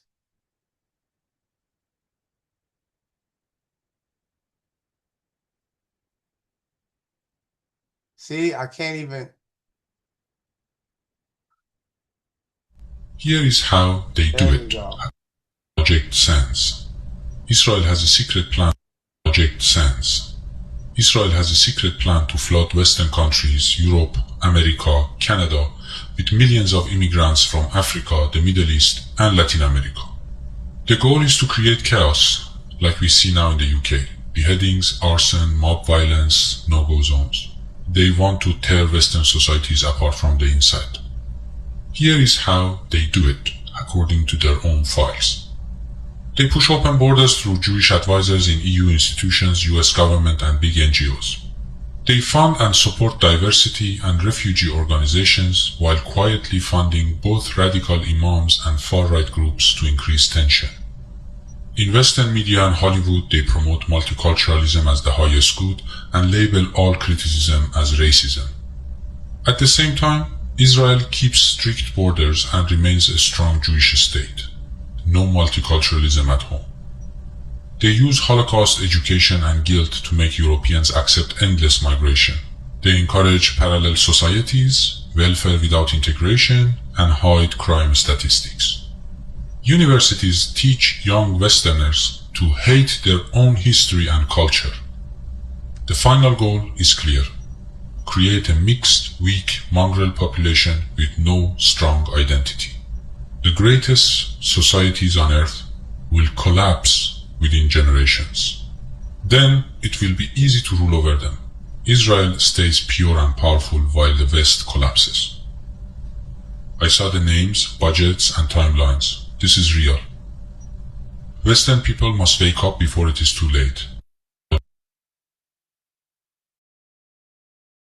So there's your answer for all the immigrants coming in en masse, getting put up in 5-star hotels. Utati, out their head. Utati! What she got that on? Is it Akili or Kunda? Asmuni? Tawat. So they want all the mass immigration, the mass migration to destabilize the countries. And now you have it from an insider. Yet Israel, they're not doing that.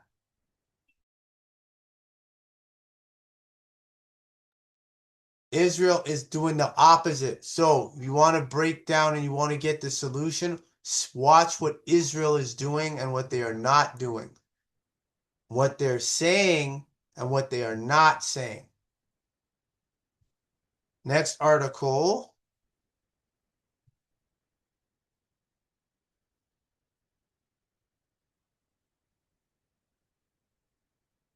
Data centers.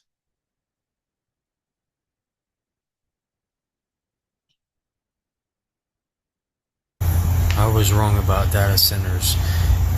I assumed and was trying to make the most sense of everything in the very beginning of all this. And the best thing I could come up with is, well, it seems like this definitely isn't a data center. And I assumed it was probably a cryptocurrency mining operation, but I was very wrong. Because when all these rivers, lakes, water sources started going completely dry, I was like, this don't make sense. And then a guy that still owns data centers and has for the past 15 years, he came to a city hall meeting and said, mine uses zero water. They are lying about all these data centers and using the water. And there's a guy that is a private contractor who's forced to sign an NDA. I'm not going to put the girl out there or him, nothing like that. He was so distraught after this billionaire explained everything to him after signing this NDA that he went to a girl that has, you know, a good bit of followers and stuff to get the message out there to people, because he was scared for the bottom 90%. He said the rich think the poors and them are going to have a class war, and they all know it's coming. And that these aren't data centers, they're all bunkers. They're super deep. Some of them have 8 stories of water storage in them. Some have digital AI ceilings that show like skies and clouds and stuff, so it doesn't look like you're in a bunker.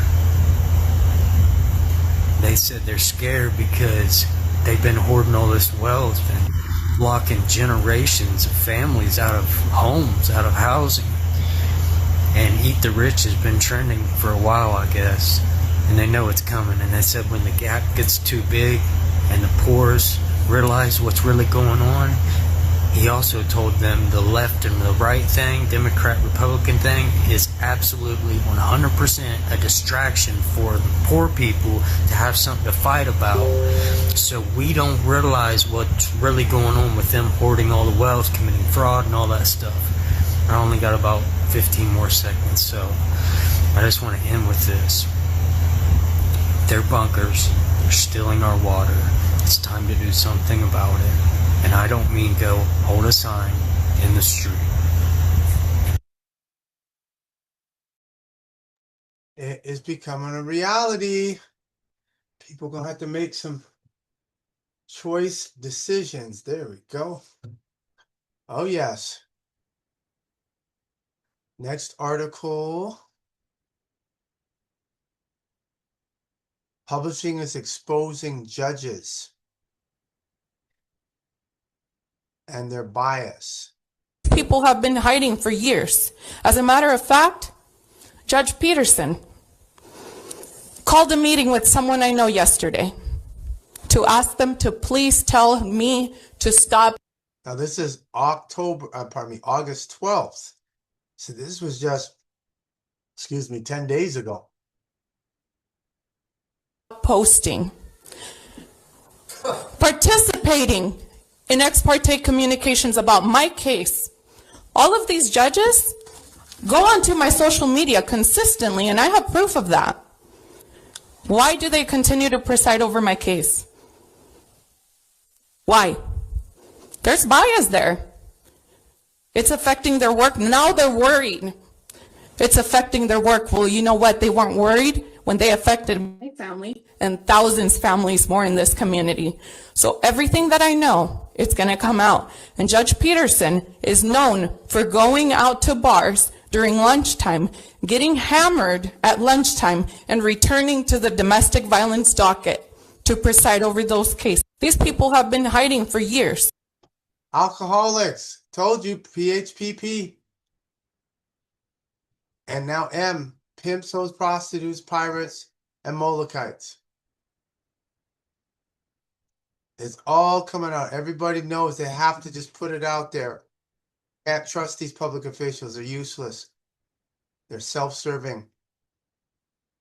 How our last sheriff's office had no regard for the truth either. And in fact, let's call it what it is. The sheriff's office they are the muscle that carries out the unlawful. They call them lawful orders. There's nothing lawful about them.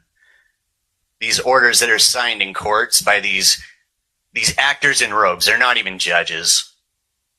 So we have a justice system where there's no justice. We have a court system that doesn't serve us. We have judges that don't serve us. We have clerks that don't serve us. We have a sheriff's office that doesn't serve us. We've been coming here for months talking about what's happening in these courts with the children. And I'm gonna say the same thing I said in Franklin County last week. With all due respect, there's nothing on your agenda that's more important than protecting children. So we have all these facilities here in Benton County that don't work for us. Do the three of you work for us? Show me. Seeing how our... It's coming out. Sabrina Wallace, Body Area Network.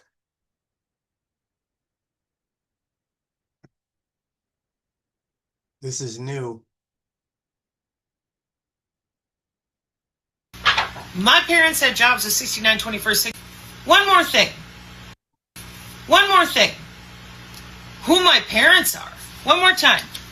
My parents had jobs at 69 21st Signals Intelligence and Cosmic Clearance for Army Engineering and NATO Logistics. Does that change the deployment right here for an intelligent cluster-based routing algorithm for a body area network with the 5G? No. My mom and dad had jobs in the Air Force in the 1960s and 70s. Does that change the 2005 Killbox deployment with the free space optical? Okay, let's keep going. My mom and dad, they were in the Air Force and they knew about the NRO. Does that change jack and crap for the energy harvesting and a W-band protocol with a WSN? Oh my God, they had jobs! Does it change the top 5 protocols for postural and a W-band and the temperature? No. Okay. So there's like 20 pages here. I could just keep going. Mom and dad had jobs. Did that change shit for deployment? I am not in the mood.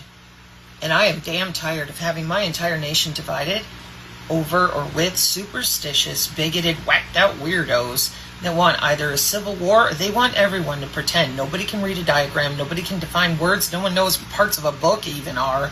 And after 10 years of listening to all of you lie like you breathe about what we can go read about at Rutgers University or Cambridge and Oxford in 2010, would you sit the fuck down, shut up with your superstitions, and get out of the way? Go get the TechMetric PDF today. Save your own ass. It's fully deployed. And whether or not mommy and daddy had a job ain't gonna change a goddamn thing for you. You're welcome, by the way. Mark 536, amen. Amen. Keep invoking Amun-Re. Body Area Network. You better study Sabrina Wallace's information. I'm going to get back to her. Not in this episode. Oh, here's William Shatner told the secret. Caught on tape. They're eating children. I don't know how the hell you do it. You look young. Yeah. I mean, you got the hair and everything. Yeah. Is it the baby's blood? I mean, I need the secret. You know what I'm saying? Drinking blood. It's crazy. It's crazy. Blood. That's what I'm saying. Preferably if the person is alive. I mean, you see what he said? Preferably the person is alive. So that proved what Justin Bieber said, that Usher and Puff Daddy nearly drained him, drinking his blood. This is real. This pertains to female primary psychopaths working in the community services sector.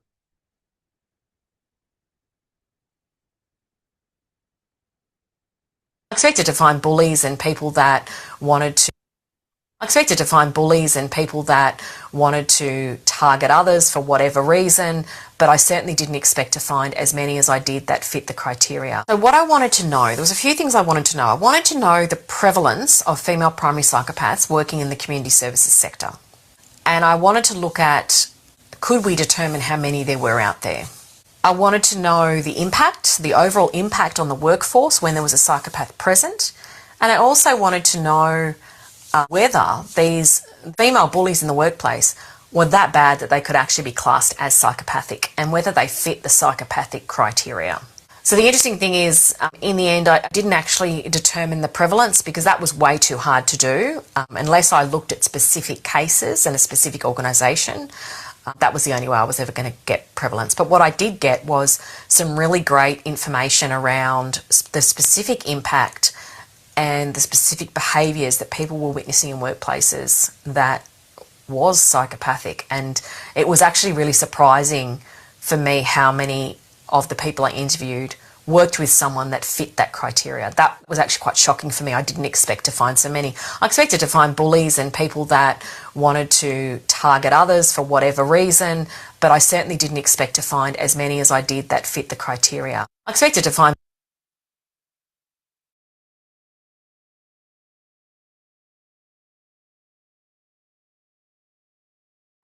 Female psychopaths in community services, you got to start looking out for them.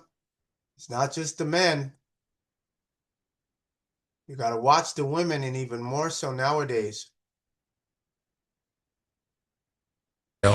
Leading to a set of, I lay out what the pathology is, describe it in detail, leading to a set of 3 diagnostic indicators, those retractable claws, that will always show up with this particular type of pathology, cross-generational coalition with a narcissistic borderline parent, and will show up in no other pathology. No other pathology in all of mental health will produce this set of 3 symptoms. The first one is attachment system suppression toward a normal range parent. The child is rejecting a normal range parent. It's really weird. Now we're in attachment pathology, and that says there's pathogenic parenting somewhere. Second symptom is a set of 5 narcissistic personality traits in the child's symptom display. The child is showing 5 specific narcissistic symptoms. Grandiose judging of the parent, a sense of entitlement, the parent's supposed to meet my needs, an absence of empathy for the parent, haughty and arrogant attitude towards the parent, and a splitting, a demonization of the parent. I call these the psychological fingerprints of control on the child by a narcissistic parent. We cannot control the child without leaving fingerprints of that control. And so that second symptom are the fingerprints. How does a child acquire narcissistic personality traits? Is that child narcissistic? No. It's because the parent is narcissistic, influencing the child, and it's the child is picking up the attitudes of this parent towards the other parent, the absence of empathy towards the other spouse, the haughty and arrogant attitude towards the other spouse. So that's the second symptom. Third symptom is that victimization symptom, that trauma reenactment, false one.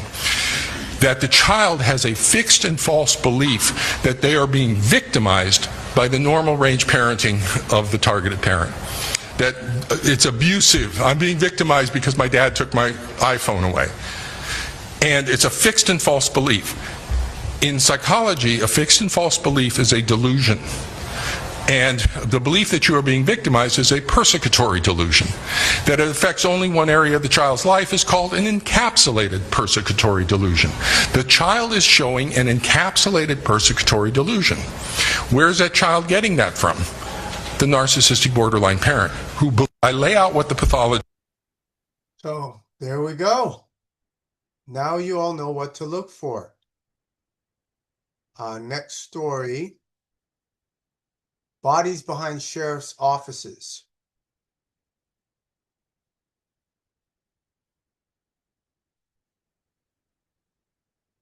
Found behind the sheriff's office.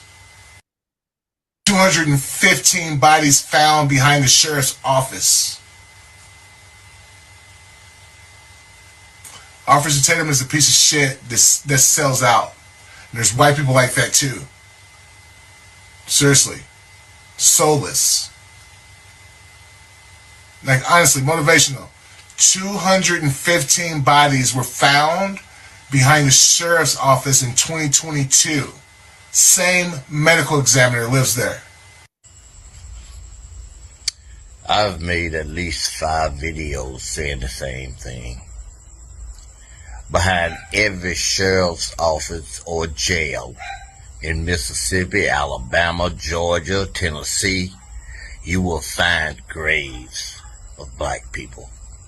Black people that were just passing through. and was attacked by the police. A lot of families out there are wondering where their family member went. 9 times out of 10, they're buried behind some police jail. Like I say, I've made several videos saying this exact thing. Oh man. When will y'all listen? When will you listen? I'm out of here.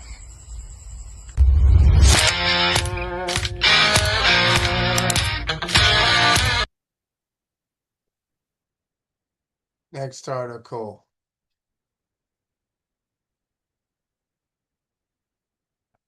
Woman gets kicked out after keeping child from her ex, part 2.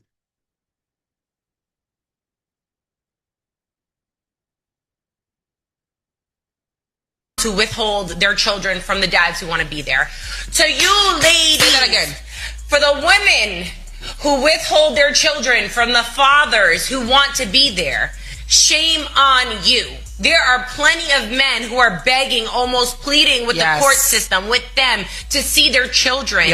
And you're withholding a child from their father. Because of your feelings and because you're freaking a psycho. And you can't let go of the fact that that man don't want to be with you.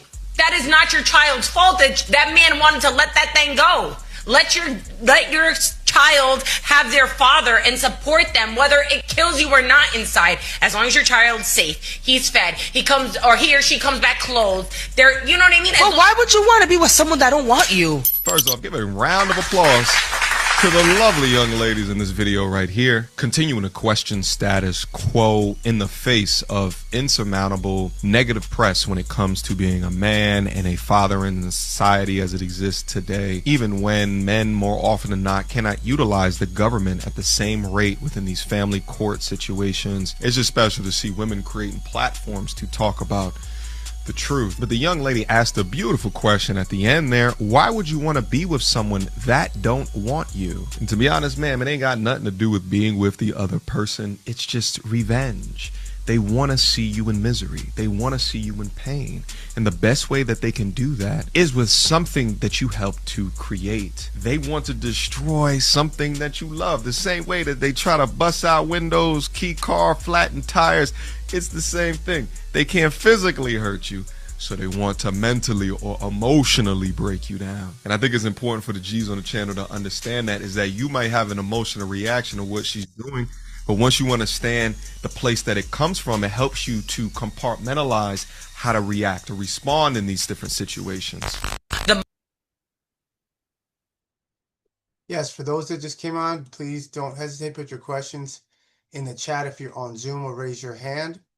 Same thing for those on Facebook. You can go ahead. Well, Facebook, it's a little different. You're going to have to put your question in the chat.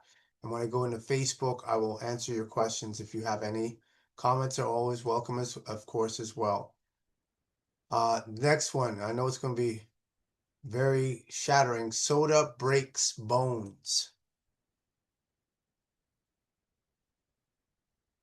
And a reminder, all these stories are on White Autochthon News Network on Telegram. So if you are on White Autochthon News Network, these articles are right there. So you don't even have to worry about me reposting some of them for those of you that's on. For those of you that are not on and would like the video, if you're not on Telegram and you're not on White Autochthon News Network, you're going to have to let me know. But you'll, of course, see the replay. And if you're not on Telegram and you want the video, then just please make that request, and I'll do it as soon as possible in the middle of this broadcast. Phosphorus messes up the calcium phosphate, and this phosphorus messes up the calcium phosphate ratio, and that's why you have a lot of young. If you drink cola, you need to listen to thyroid frequency. The thyroid and the parathyroid work together to manage the calcium and phosphate in your bloodstream, so your bones, your hair, teeth, nails, kidneys all rely on that. Don't drink soda. And this phosphorus messes up the calcium phosphate ratio, and that's why you have a lot of young. If you drink cola, you need to listen to thyroid frequency. The thyroid and the parathyroid work together to manage the calcium and phosphate in your bloodstream, so your bones, your hair, teeth, nails, kidneys all rely on that. Don't drink soda. Next up is parasite. Oh, no, not there yet. Metadata on the public.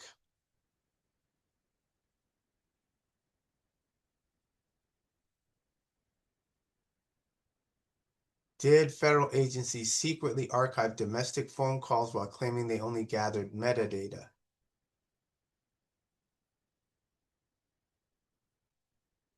They're recording all your phone calls. If they're recording all your phone calls. If you're a target, you get transcribed and you're monitored all the time on everything you do and say. And it's all stored and searchable by FBI or DEA or anybody else in the government that they allow access to it. And they are accumulating all this metadata on everybody you're related to and storing recordings of everybody else's conversations they can possibly get. So that's how Tim Clementi, ex-FBI agent, could come on CNN right after the Boston bombings and say that the intelligence community and the FBI have ways and means of getting back to a phone conversation that one of the Tsarnaev brothers had with his wife prior to the bombing. They're recording all your phone calls. If you're a target, you get transcribed and you're monitored all the time on everything you do and say. And it's all stored and searchable by FBI or DEA or anybody else in the government that they allow access to it.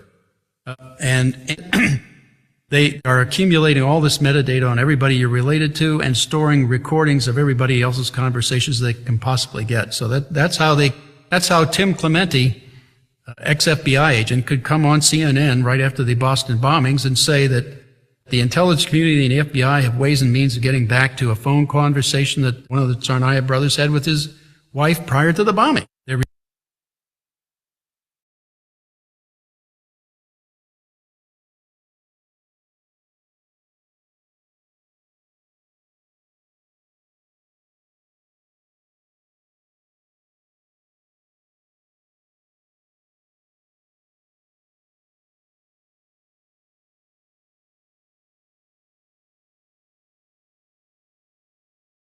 All right, next article, parasites finding their ways to On that, very interesting because it hijacks the brain, and it actually makes men more confident, which is interesting, but more also thrill-seeking.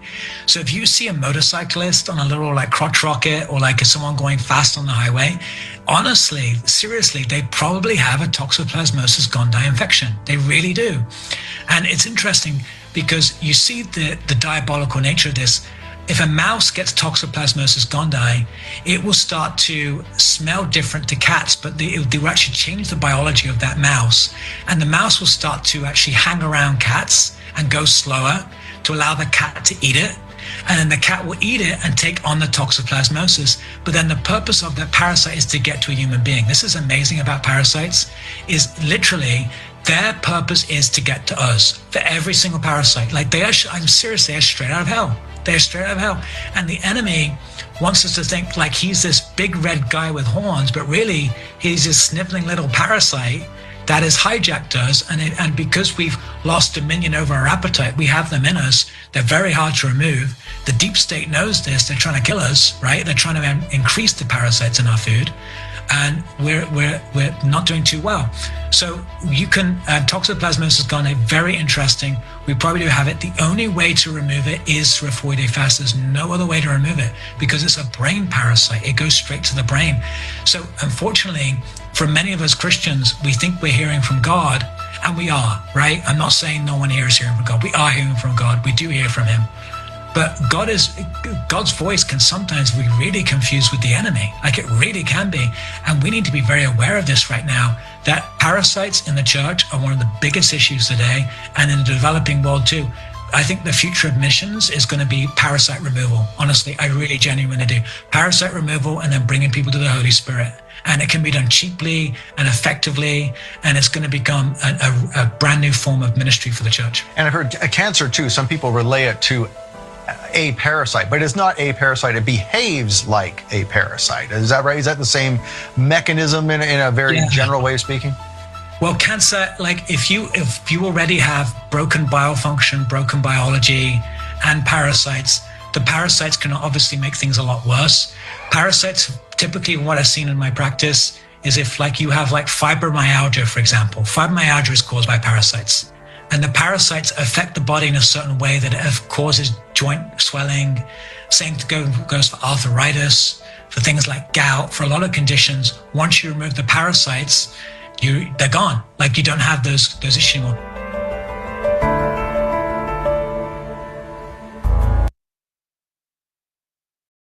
So you definitely got to be aware of parasites, and whether you fast, whether you take anti-parasite or parasite cleanse, that's real. The next article, Judaism bring God down to earth.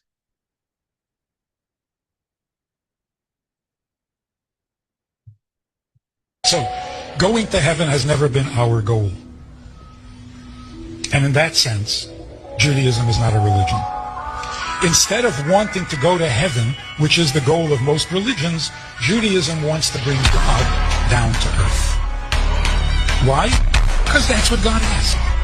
That's what the Torah is all about. God telling us how to bring Him down to earth, not how we can get there. So,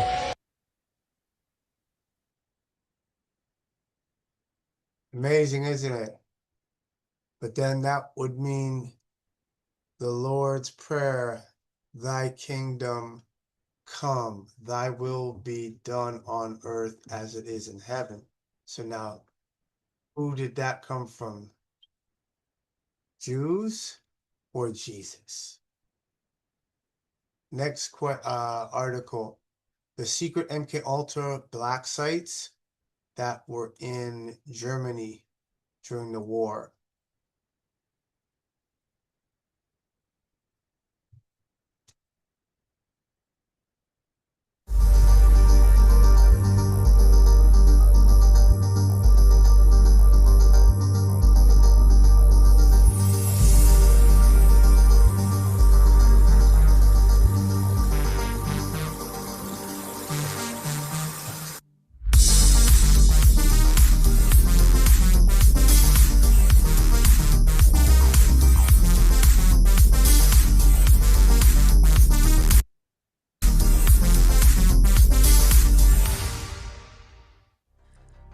On June 30th of this year, the House Oversight Task Force on the Declassification of Federal Secrets held a congressional hearing examining one of the CIA's most controversial covert programs, Project MKUltra.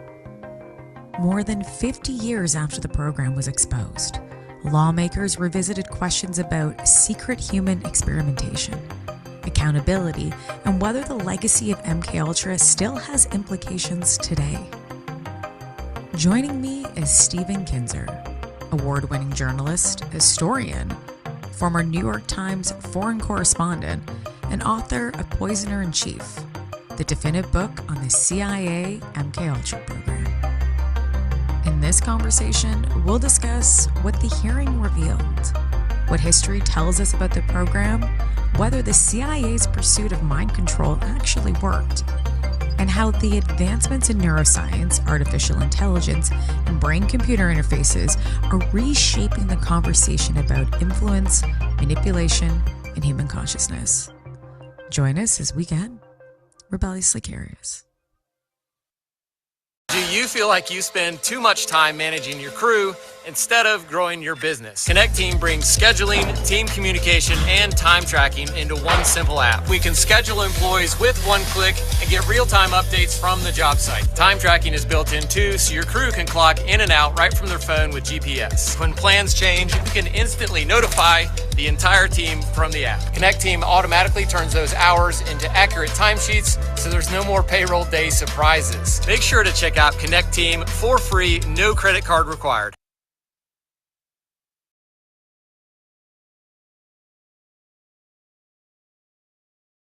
You don't know what an AI work management platform is? Yikes. Here's 3 new AI-powered changes to the Monday platform in 2026 and what they actually mean. We all know we need to use AI, but we're still figuring out how. Well, Monday.com figured it out. Number one, Monday Sidekick. It's like your own business consultant, but not like the one you pay hourly and that gives you generic advice. It has read every document, knows every project, budgets, timelines, everything. It answers any question about your business with infinite knowledge. Number two, Monday Vibe. It's like having your own implementer 24. Stephen, thank you so much for joining me on Rebelliously Curious. I was watching the MK congressional hearings on June 30th, and you blew my mind. You know, I've been following the MK Ultra story for years now and the many programs that were connected to MK Ultra, but there were so many nuggets in your congressional hearing and testimony that came out that I never even heard of before or knew. I was saying before we just jumped on the mic that I have a clip that just went viral about, over more than 500,000 people have looked at this clip talking about MK Ultra and adjacent programs that have happened in the jail systems and testing mind control or LSD drug testing on people. So first, before we get into all the information that you were putting forward during the congressional hearings, I'd like to thank you for being on the podcast today. Good to be with you. I'm looking forward to it. Yes, me too. So let's talk a little bit about MK Ultra, because a lot of people know about it now, but they don't really know if mind control was successful or not. And in the hearing, we've heard kind of two different narratives. One saying that yes, MK Ultra and mind control within the MK Ultra and adjacent programs was actually possible, but then we also have heard that they aren't. Where do you land on that now after the congressional hearings? So MK Ultra was at its peak during the 1950s. That was the most intense phase of these horrific so-called experiments. The goal was to solve the secret of mind control. And the director of MK Ultra, Sidney Gottlieb, had a particular approach. His idea was that before you could figure out how to insert a new mind into someone's brain, you first had to find a way to destroy the mind that was in there. And a lot of those MK Ultra experiments were trying to find a way to destroy a human mind and a human soul and a human body. These experiments were extremely intense. They were certainly the most intense series of experiments on human beings that have ever been carried out by any government agency in the United States. A number of people died, although the number is unknown. At the end of the 1950s, Gottlieb, who had been working largely without supervision, found that other people at the higher echelons of the CIA had begun to wonder about what he was doing and questioning the value of the MK Ultra program. He later, or around 1960, he effectively folded up the program, at least as it had existed in the 1950s, and concluded that there's no such thing as mind control. The whole project had been a failure. And as I look back on it, and considering the research that I did for the book Poisoner in Chief, I come up with this conclusion. I think at that time that Gottlieb made his conclusion, he probably knew more about drugs, poisons, toxins, and other means of affecting human behavior than anybody else in the world. And so I'm going to take him at his word when he said, it's a fantasy. There's no such thing as mind control. I believe him. However, he was saying that 65 years ago. The advances in cyber technology, neuroscience, artificial intelligence have been astonishing since then, even in the last decade. So, even though he might have been right when he said it, I ask myself, is he still right? It's hard for me to believe that given all these new tools that science has provided us with, there aren't people in government agencies, including covert operatives and secret agencies that are now working on this project. It'd be very hard to determine whether this is true. When I look back at MK Ultra in the 50s, I see that it was one of the most highly secret projects in the entire history of the United States. Even at the CIA, hardly anyone knew what Gottlieb was doing. So if the same level of secrecy is applied now, it would be almost impossible for us to know. I'm a factual writer. My favorite chapter in all of my books is the footnotes. Every page in Poisoner in Chief is officially footnoted, and everything comes from somewhere. Everything is real. So I don't get into the speculation business in my book. But right now, as you're asking me, it just seems logical to me that some of this experimentation might be going on now, and that even if you believe Gottlieb in 1960 saying mind control is a myth, it might not still be true. Yeah, there's so many things that are going through my mind right now about current programs potentially. You know, adjacent to MK Ultra, we have this conversation of of psychic abilities, and people coming forward that are saying that when they were children, they were in something of a gate program, right? We've heard this, and people are like, "Oh, this is a conspiracy theory." But I've actually met two of these people that have had these alleged claims. And have said that they have been in a government program and they were taken from their house and they were tested on and they were given drugs later on as a child to be able to do these type of psychic abilities. And so we've heard this in many different projects. You know, the Monarch Project is another example of this that has people have come forward. I believe it's Paul Bocchini in the Nebraska State Attorney's General Office. He came forward with a testimony saying that he was being programmed to be some kind of like MK Ultra sex operative, right? And he makes this statement in a testimony, I believe, within a kind of like a court setting, and says that he was abused as a child and was, you know, pretty much given split personality disorder to be able to work for the American government as a sex operative, you know, and there's testimonies online, and people must be, you know, hearing this now and me saying that being like, this sounds wild, but these are the testimonies of people that are coming forward within the 1990s. And then now previously we're hearing about, you know, early 2000s, 2010 as well, and forward, that this was happening to young children too.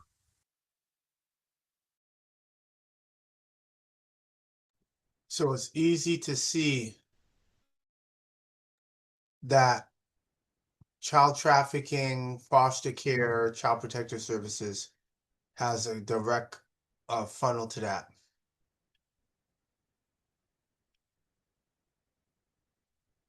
Next article.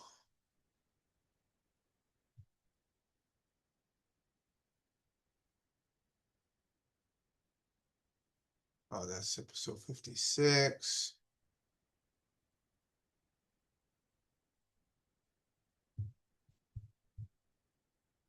Oh, this was hilarious. Not hilarious, but all these officials are showing who they really are. Calgary police officer admits to stealing more than $21,000 from Home Depot. A 20-year veteran of the Calgary Police Service has pleaded guilty to stealing more than $21,000 worth of merchandise from Home Depot. Calgary's 3 hours south of here. 20-year veteran. I guess no retirement for him.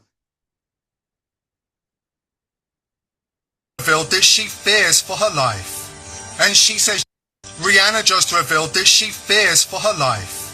And she says Jay-Z is the one trying to silence her. Jay has killed hundreds, Wendy. Maybe thousands of children. And he forced me to eat some of them. Rihanna gave the secret interview of the century to Wendy Williams, who is on a revenge tour of her own. They made you worship Satan? They made me do more than worship, Wendy. They made me prove myself. And then Rihanna said something that made Wendy's blood run cold. Something that connected the dots between the industry and the darkest forces on the planet. It wasn't regular meat. I could tell by the smell, by the look of it. I asked what it was, and they just smiled. Jay told me to eat it, or they'd throw me off the building. So I picked it up. My hands were shaking. The meat was greasy. I put it in my mouth and I chewed. I could taste the irons, the blood, and when I swallowed, I felt it slide down my throat like poison. Like I was swallowing my own soul. Then came the part that confirmed Wendy's darkest suspicions. Rihanna's connections to Jeffrey Epstein, the degrading act she was forced to perform for the Epstein class, and how deep that rabbit hole really goes. I am in the Epstein files. You've seen my name. Everyone has. I saw it. I won't lie. Yeah, I knew Jeffrey Epstein. Met him through Jay-Z and Beyonce. They've been to Africa together. Flew on his planes, visited his island.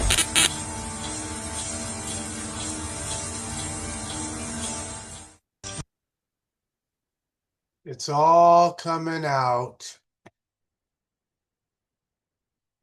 And what is this here? This was what date? August 17th? Okay, August 17th. So this was just a few days ago.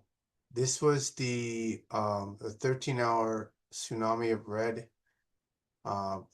cosmic code for human residents.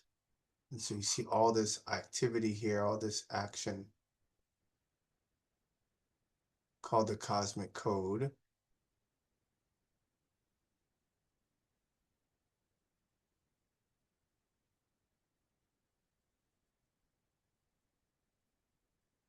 Oh, wow.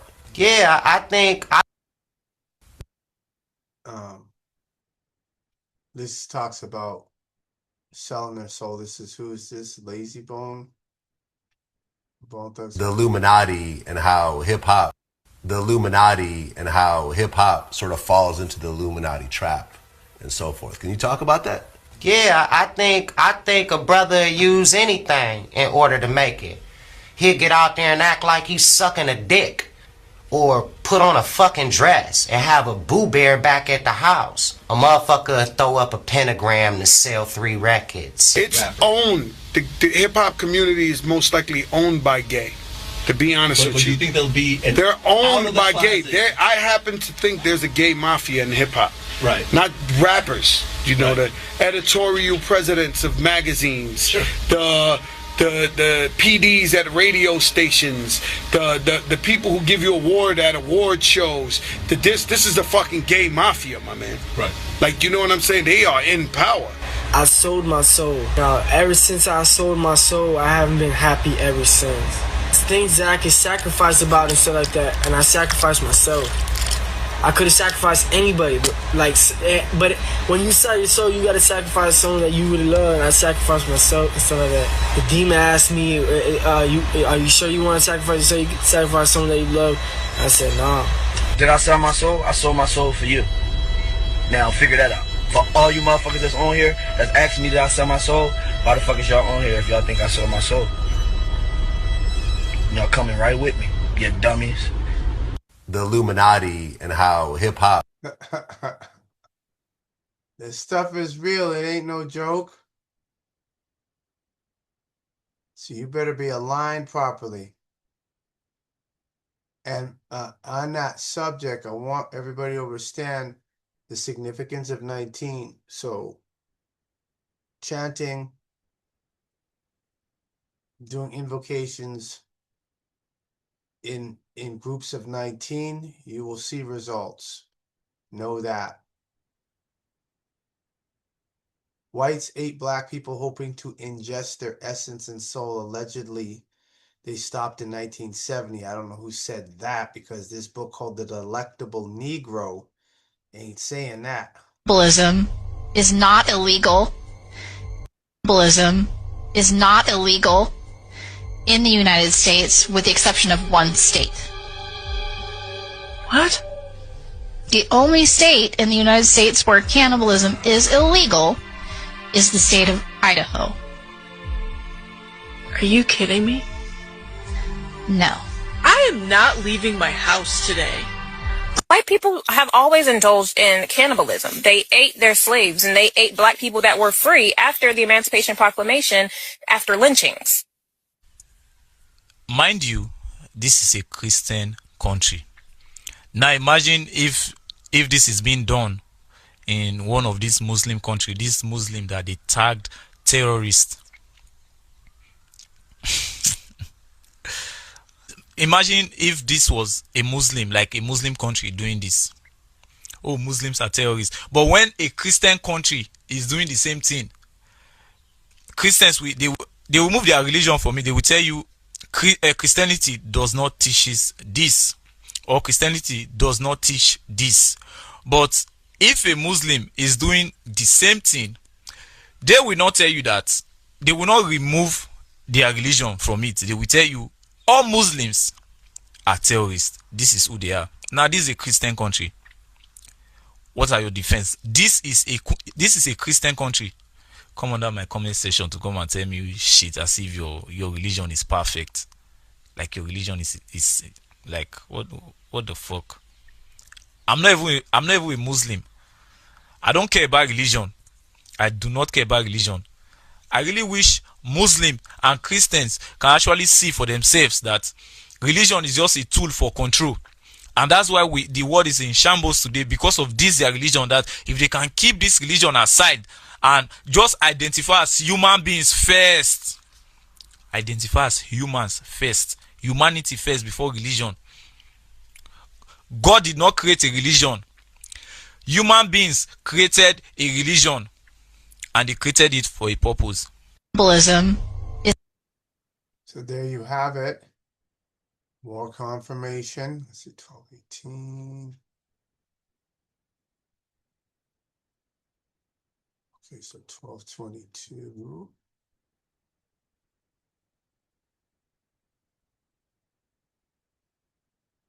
Trying to purposely modify the human genome? Are they trying to purposely modify the human genome? The entire human genome has been poisoned with a gene that has never been in the human genome ever in history. Reverse transcriptase doesn't only cause cancer.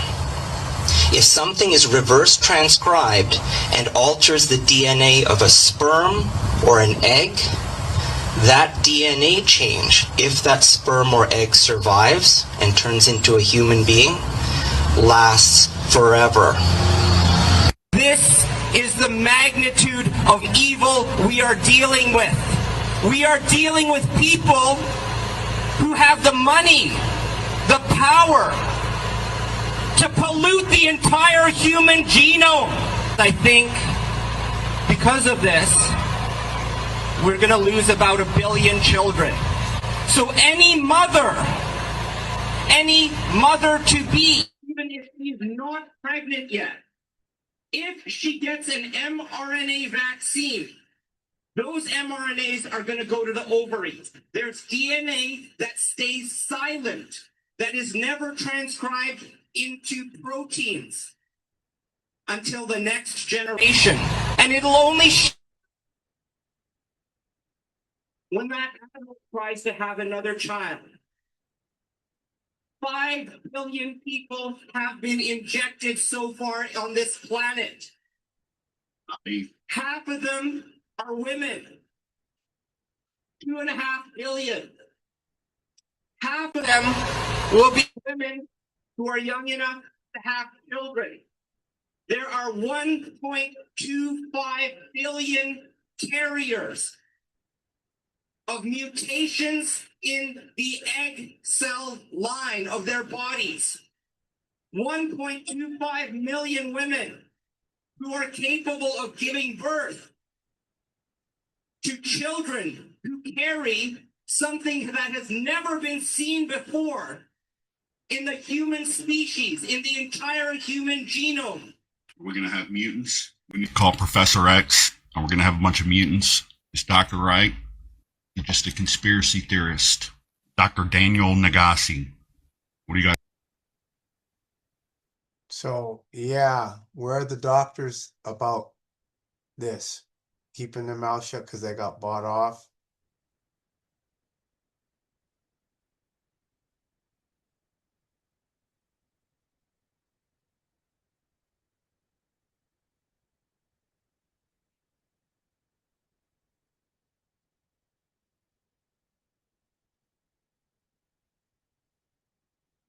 Let me see if this is going to play out. See, I have to go onto X and play this on my other browser.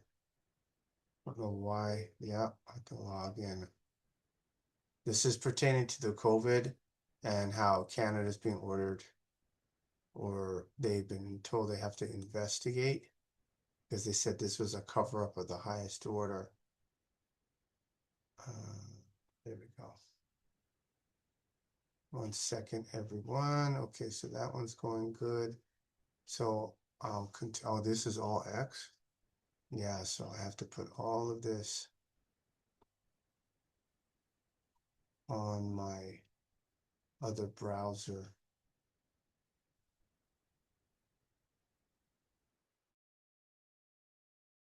See how fast this is going to load.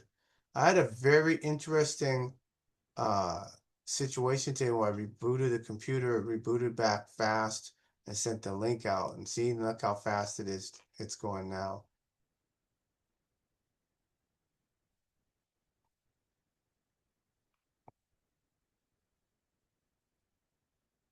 Yeah, this is Stockwell Day. He's a former An increasing number of Canadians. He's a former Canadian politician.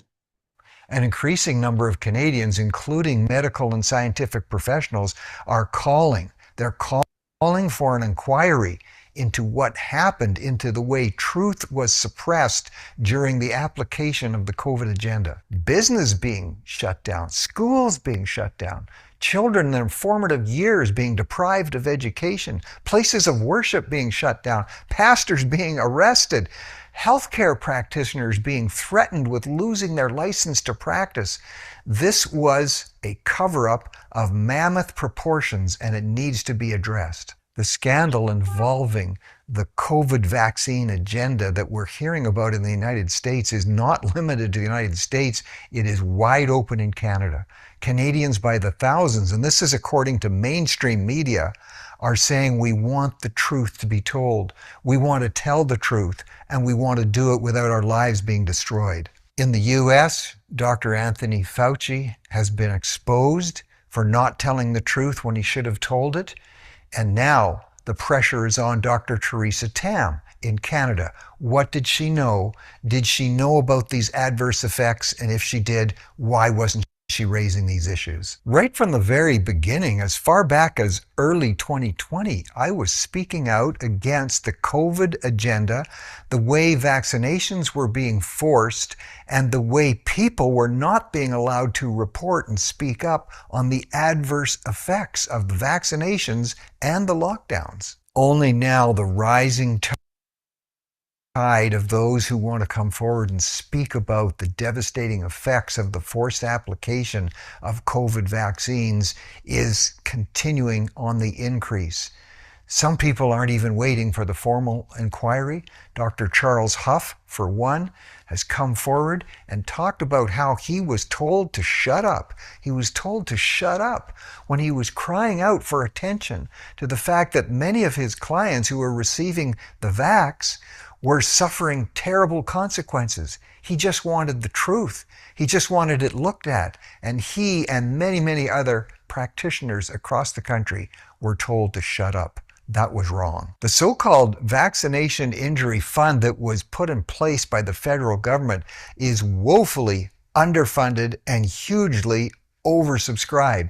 We're just beginning to see the tidal wave of damage, health damage that was done to thousands of people in Canada. The heart-related problems and deaths, turbo cancers, brain clots, on and on it goes. It needs to be addressed. Canadians need to continue to demand a full public inquiry into this. The effects on the economy in terms of what was imposed across the country with the COVID agenda, those multi-billion-dollar effects are still with us today. It was ill-advised and it needs to be addressed. Thousands, according to the mainstream media, thousands of Canadians are demanding a national inquiry into the COVID agenda and how it was applied.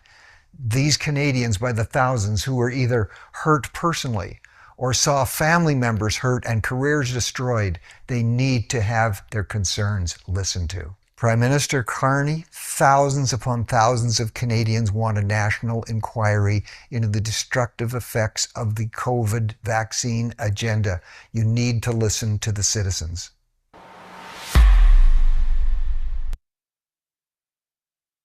Pendulum is swinging and the pressure is now on the people who are pushing COVID on everyone.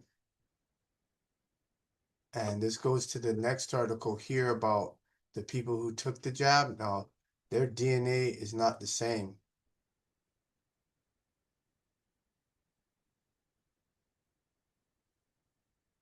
Oh, this is another X one. I don't know why it opened up here. Yeah, the jabbed have different DNA, which is what that previous doctor, the Asian doctor, stated. So this confirms what he said. Sweden that is just tell us a little bit about the study that just came out of Sweden that is just so alarming. The news is buzzing out of Lund University, Malmö, Sweden. Marcus Alden is the first author. The first demonstration in a human hepatic or liver cell line that the Pfizer vaccine, in fact, reverse transcribes and installs DNA into the human genome.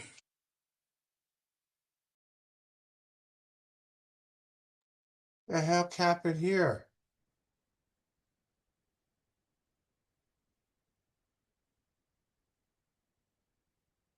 Tell us a little bit about the study that just came out of Sweden that is just so alarming. The news is buzzing out of Lund University, Malmö, Sweden. Marcus Alden is the first author.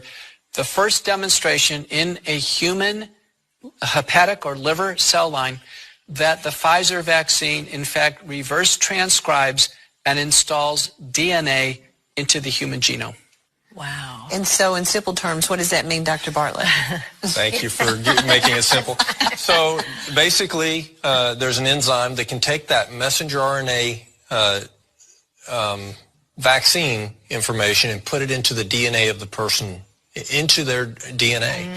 And we were told that could not happen. So this is in a lab, but it's showing that you remember the vaccine is messenger RNA. Yeah. And we were told that that messenger RNA could not go into your DNA, but this is showing that in a lab it can. And so what happens when it does, Dr. Gold? Well, can I answer slightly different than your question? Yeah. So one of the fun things about the last couple of years being a doctor and lawyer is this is a very interesting opportunity, and I think we're going to be bringing another lawsuit because there's actually federal law that you cannot discriminate against people for genetic discriminations. I forgot the acronym. I think it's GINA, G-I-N-A. GINA, right? So this now opens the door to saying that if you're not allowing somebody in who chose not to get the shot, that you're actually engaging in genetic discrimination. So I think there's this Sweden study, I think, opens the door to a new type of lawsuit. If you're pregnant and you have this done, can that then affect your baby? Yes, this is the alarming finding. The CDC says on its website very explicitly, this will not change your DNA. The paper that came out of Sweden. Now, there'll be many more to confirm it. And the steps are to confirm it, to confirm that the entire code is installed, and then to actually confirm that it's expressed, meaning that the spike protein now is continuously expressed from human cells. But because the lipid nanoparticles are taken up everywhere, that means somatic cells in your organs, but also your gametocytes, actually the cells that actually are the sperm and the egg. If they are carrying it, that indeed means that, in fact, it could be passed to the daughter cells. And that could be open up for birth defects. And yes. And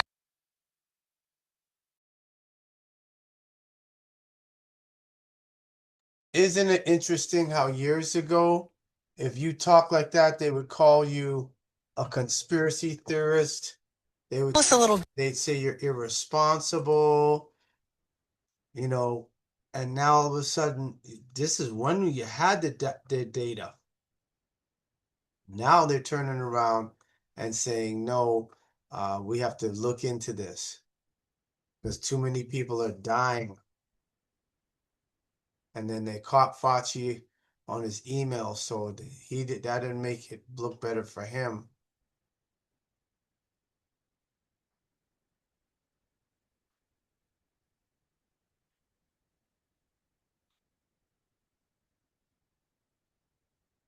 Okay, this is Lady Gaga. They're all telling they all want their souls back, for lack of a better word. Lady Gaga admitting that a dress she wore was actually made of children's skin. On the subject of soul, real quick, the devil can't take your soul. Your soul will burn the devil. So that's for people that don't know. Lady Gaga has admitted the meat dress she wore at the 2010 VMAs was not flank steak. At least, it wasn't beef. It was the sacrificed and preserved flesh of dead Hollywood child stars. And she was forced to wear it as part of an occult ritual designed to expose the elite's depraved ceremonies to the world. Disguised as entertainment, disguised as art, disguised as a fashion statement. Speaking to her best friend, Gaga thought she was venting to a trusted confidant. Somebody she could finally unburden herself to after years of silence. She said the children are haunting her. They crawl over her at night. They invade her mind when she's blasting music through headphones to escape the nightmare. But when Gaga's friend passed away, her family decides to release the truth to the world. They say Gaga is evil, a fully paid up member of the Illuminati, whose occult rituals must be exposed. Before we dive in, subscribe to the channel if you haven't already, and join the People's Voice Locals community to join our incredible community, support the channel, and gain access to exclusive and uncensored content. Shocking footage has surfaced from the estate of Sonia Durham, Lady Gaga's best friend, who died in 2017. A late-night phone call, Gaga unburdening her soul. She thought she was safe. She was wrong. Over the decade-long friendship, Sonia was the longtime managing director of House of Gaga and used to work as the singer's assistant. Gaga shares a series of photos of Durham on Sunday, writing in part, "I don't know how to put a price on a friendship." A price on friendship? Who talks like that? The same woman who lost another best friend in a widely rumoured blood sacrifice.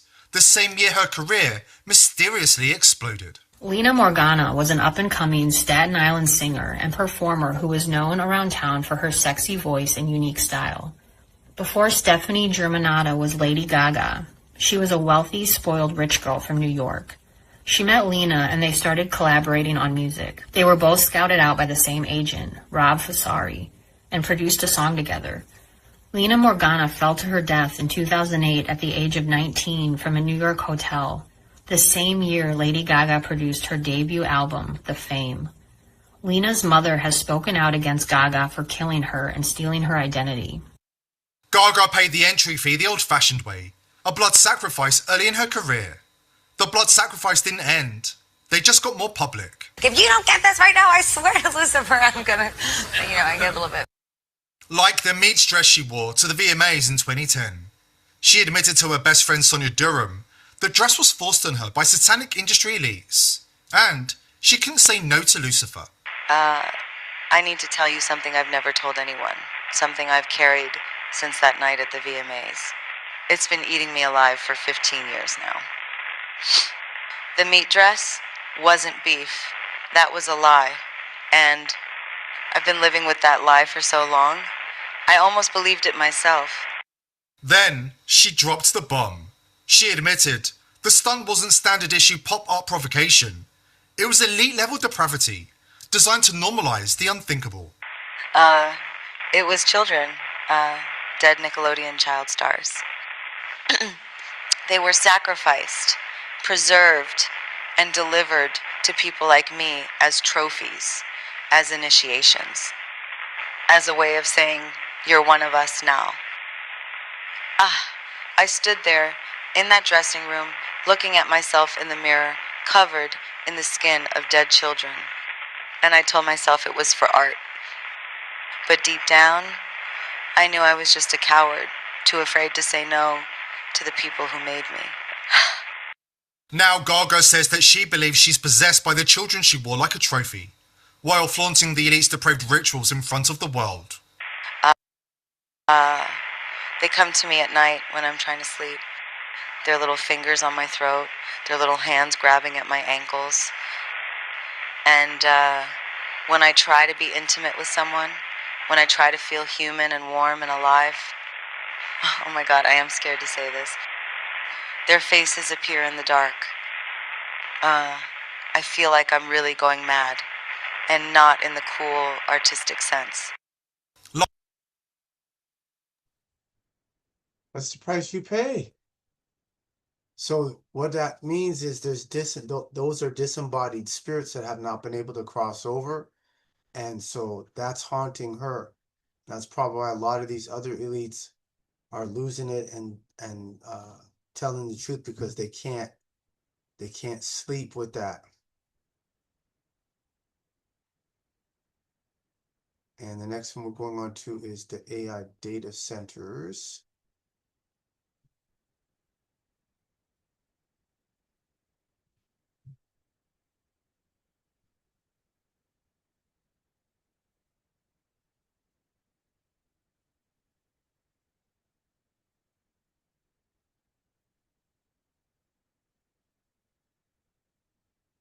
1 second, everyone, just pulling it up. Well, let me go to Facebook while that's loading and see what's happening on Facebook. Okay, Anu, PHPP. Oh boy, we got a lot on Facebook. Okay, let's see here. Anacona watching, Rahuak, Kuyani watching, Kushkudur, Guadakuya, Awabana, Yuhel,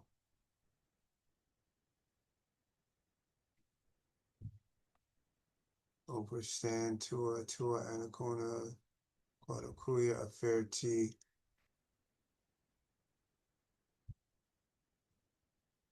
Yep, Mountain Dew and Skittles. Skittles is diabolical. Guadakuya. Anacona, she knows she's giving them poison intentionally. Tua. Tua, a sociopath. Affair T Fuzzy. Should be a wide mouth liar. Anacona, she is not, she lies. Anacona, her mask fell off. Now we know the true Nicole. Yep. Dragnet is on her ass. Guadakuya. This may be why so many people, especially women, have thyroid problems. Laughing psychopaths. Anu, Rahuat.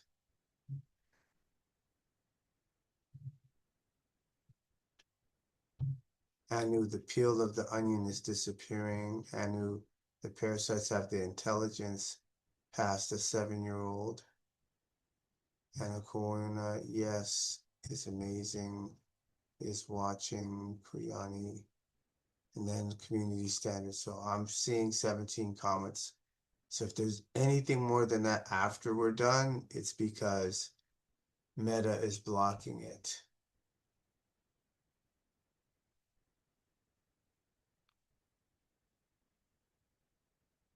And so we'll go to the next article. What's going on with the data centers?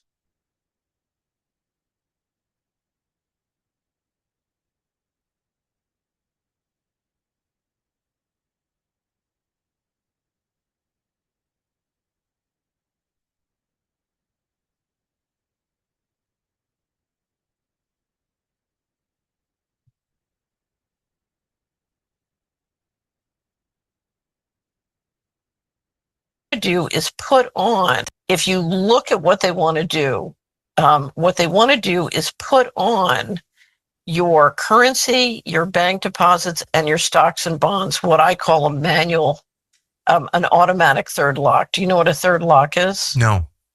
Okay, let me describe this. If you and I do a transaction and I want to buy a Tucker Carlson hat and you want to sell it to me, I give you cash, I get the hat. That's a 2-lock transaction. You have a lock, I have a lock. If one of us says no, it can't happen. Okay? Let's say we have money in the bank and I want to buy the hat. I'm going to transfer money. I'll do an ACH to you for the cost of the hat. The bank has rules from the Treasury Department. It has sanctions. It has to know your customer rules. It has other regulations. And it has the ability to intercede and stop the transaction for those reasons. Okay. And that's a sort of what I call a manual third lock. So the bank gets a third lock implementing the government regulations. And so if you look at what happened to the truckers in Canada, they had not all, but most of the banks exercise that manual third lock under the direction of the government. What the government wants to do, and what the Treasury and the central banks want, is they want an automatic third lock. So you don't have to go through the bank. And not only can you apply sanctions and know your customer and money laundering laws, you can apply a full-blown social credit system, right? So I can make up a hugely complex rule system for Tucker and his kids and his grandkids.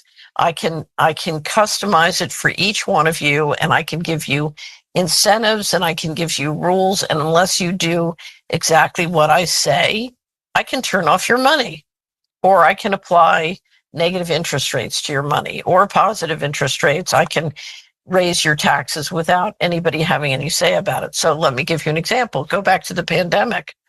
If I say you're locked down and you and your family can't leave your house, your money won't work outside your house if I have an all digital system with an automatic third lock. And let's say I freeze your bank account. You can't go to your bank and talk to them. It's above their head. They won't be implementing it. Okay. That gives them, that's what the data centers are for. That's what the AI is for, at least in North America. You know, the goal of that, because if you look at spatial control, it involves tremendous data because of the videos and the cameras, and you've got lots of video footage. But then you can imagine financial transactions all over the world. If they're going to bring 4 billion customers from around the world into the dollar markets or our stock market, that's a huge amount of data for spatial and financial control. But with AI, what is AI great at? AI is fabulous at processing enormous amounts of mathematical information, which is most of the information, the data we're talking about. And so if they can put a manual third lock in a social credit system for every individual and essentially automate the whole process with AI, then they have the ability, in fact, to control many, many people.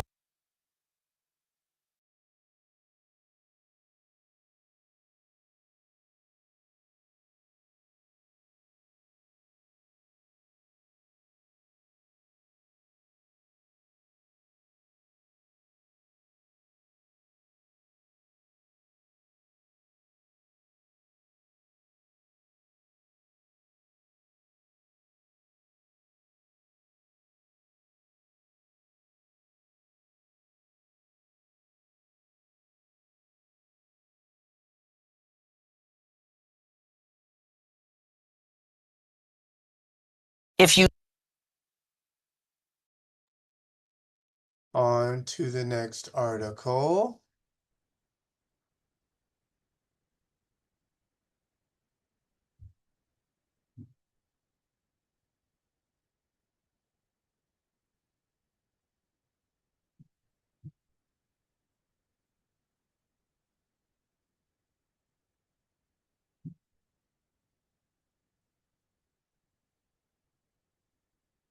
I call what we're seeing today is what I call turnkey totalitarianism. They are putting in place all of these technological mechanisms for control we've never seen before. It's been the ambition of every totalitarian state from the beginning of mankind to control every aspect of behavior, of conduct, of thought, and to obliterate dissent. None of them have been able to do it. They didn't have the technological capacity. Today, the mechanisms are being put in place that will make it so none of us can run and none of us can hide. Within 5 years, we're going to see 415,000 low-orbit satellites. Bill Gates says his 65,000 satellites alone will be able to look at every square inch of the planet 24 hours a day. digital currency that will allow them to punish us from a distance and cut off our food supply. Every right that you have is transformed into a privilege contingent upon your obedience to arbitrary government dictates. It will make you a slave. And what do we do about this? What do? We resist. I'm going to tell you 3 rules that you all need to know and memorize. Number 1, every power that government takes from us, it will never relinquish voluntarily. Number 2, every power they take from us, they will ultimately abuse to the maximum extent possible. Number 3, nobody in history of the planet has ever complied their way out of totalitarian control. Every capitulation is a signal to the oppressors to impose new forms of torment or torture or compliance or obedience. Every time you comply, you get weaker. Bullies cannot be appeased. It just encourages them to new forms of torture and torment. Every time you say yes, you're getting pushed back to a weaker position. That's why we need to resist today.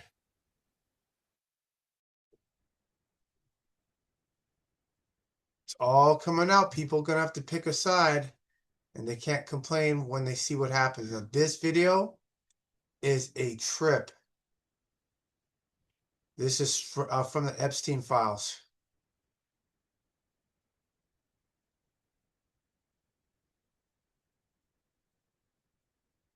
Oh boy, wrong. Hold on, I'm in the wrong browser. There we go.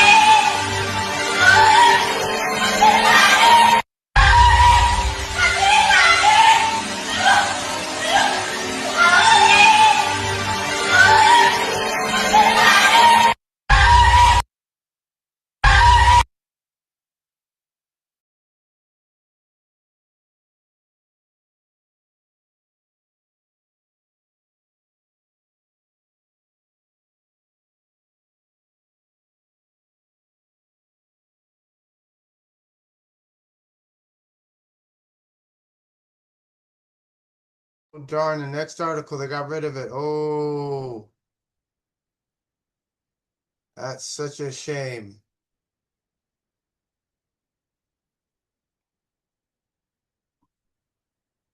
There's so many clones coming into Europe, right? That would mean there's even potentially clones in this room right now. There must be so many. 80% of the Caucasian population. 80% of the Caucasian population are clones. Racist. So, it's not about racism.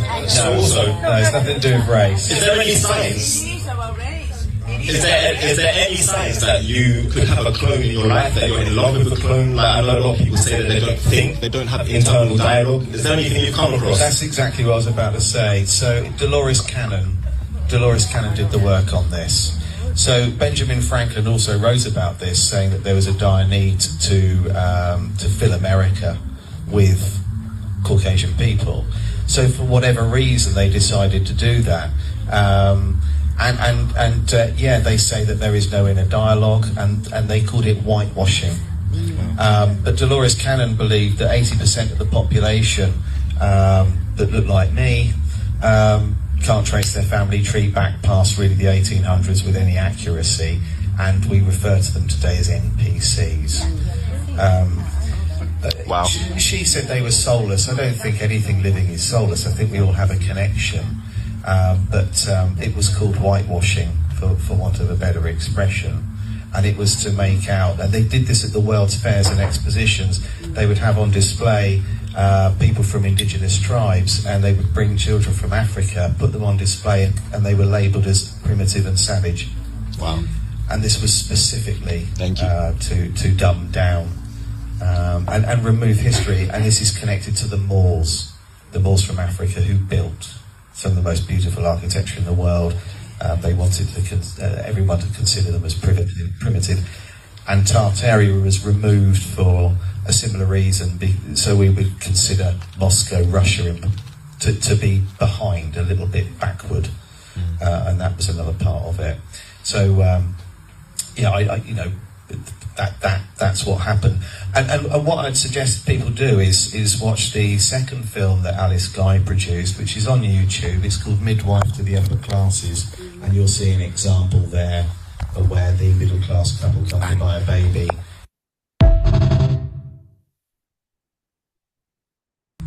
So from the theory that there's so many clones coming into Europe, right, that would mean there's even potentially clones in this room right now. There must be so many. 80% of the Caucasian population. 80% of the Caucasian population are clones. So, it's not about race, so also... No, it's nothing to do with race. Is there any science?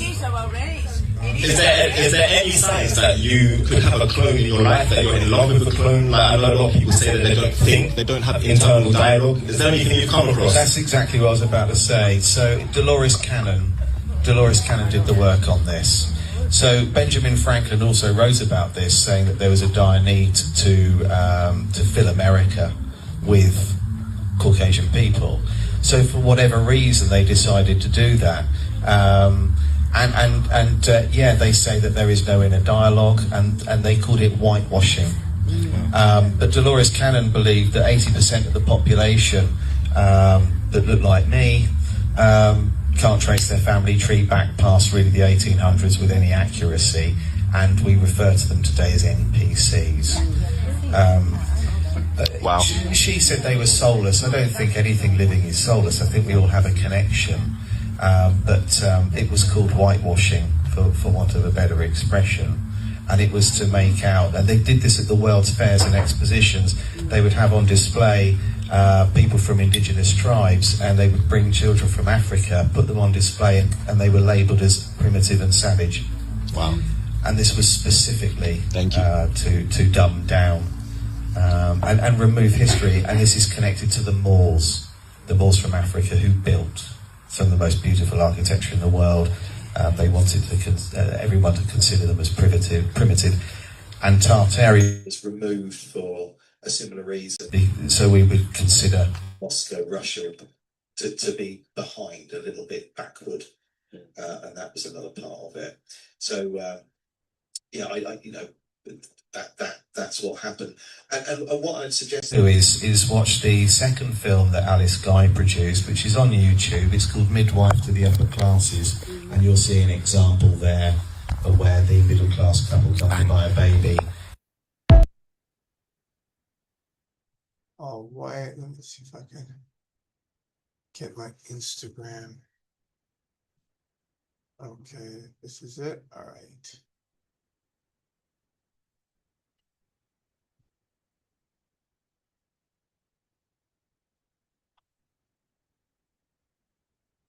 Do that now. I don't know if that's the right browser. I'll try this one. Okay, not here.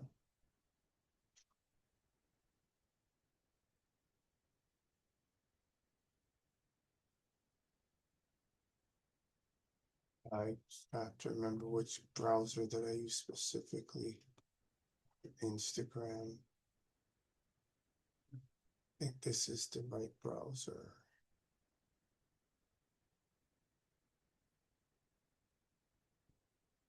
All right, so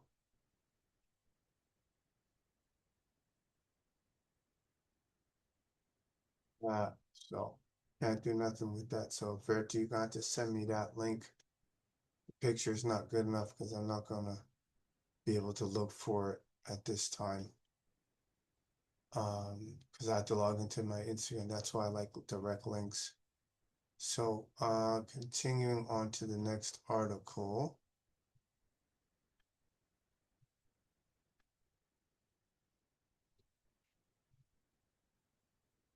This is about Oprah, which happens to be on Instagram, deteriorating.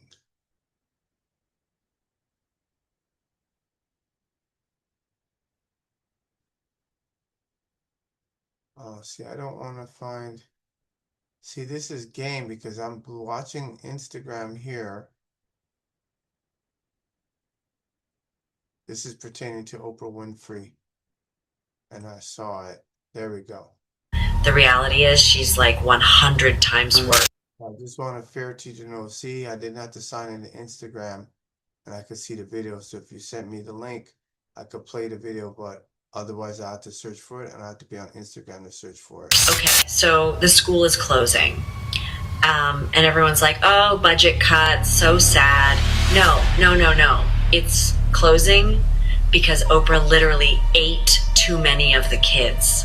Like, where do you think they were going, guys? Do you think they ran away? You think they got adopted? No, they got freaking eaten by Oprah and her friends. That wig Oprah's always wearing, it's not a style choice, babe. Underneath, she's totally bald and not like smooth bald, like scratched up, torn up. She's been pulling her own hair out, like in chunks, because Kuru is that stressful. It's eating her brain, and she knows it. So what does she do? Voodoo. Like full-on ancient African voodoo. Hours every day. She's conjuring ancient demons, the darkest ones, to come help her. But honestly, she's too far gone. Even the demons are like, nah, we're good. Don't underestimate the black magic, you guys. I'm telling you, she is personally turning into a monster. Bald head, bloodied, scratching herself raw, teeth gone, can't see, can't walk. She's deteriorating in front of everyone, and nobody wants to say it, but I'm saying it. All the worst conspiracy theories about Oprah, the reality is she's like 100 times worse. Okay, so the school is closing.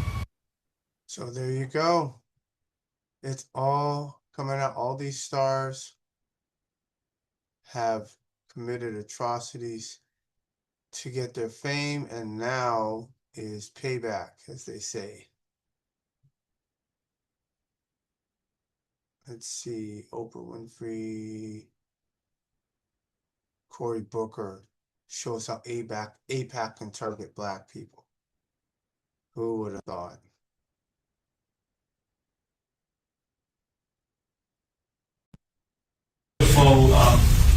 Remarks about some of the students on traditionally. We also heard beautiful remarks about some of the students on traditionally black colleges, leadership, and what they've done. But could you give us your own evaluation of the African American leadership in the United States, and what is their feeling about Israel? And because oftentimes I think locally, outside of New York, we find that there is becoming greater identification not with the history of Israel and what Israel has become, but with the sufferings of the Palestinians without any really understanding of the history of Israel. So comment on African American leadership. Well, blacks are always going to be, as Jews are, I think, always going to be some of the first to sign up to address the suffering of others. And we shouldn't be afraid of that within the black community, the Jewish community, whatever community. But when it comes to justice for Israel and understanding and suffering within context, we need to be more vigilant than we're being right now. And so within the black community, and I say this all the time, and you ask specifically about black leadership, first of all, this excites me like never before, because Obama is a raindrop compared to the storm that's coming of young black leaders around this country who are phenomenally qualified, phenomenally experienced. You're going to see more black governors, you're going to see more black senators, you're going to see critical that you continue to find, not just them when they're Congress people, you find those black leaders when they're 22-year-olds at Oxford, when they're 24-year-olds as a city council president, and you go to them then and say, come to Israel, let us start showing you what this is about. That's what a key mission of APAC that we must continue, which is finding future leaders, young leaders in America. We also heard beautiful remarks about some of the students on traditionally black colleges. So this goes to show you that black politicians, they'll sell each other out. They don't care about black people. This is what he's telling Israel how to target. So that's right there. That's a Benedict Arnold. That is a sellout. That is, an opportunist. And opportunistic people are one of the most disgusting people on the planet.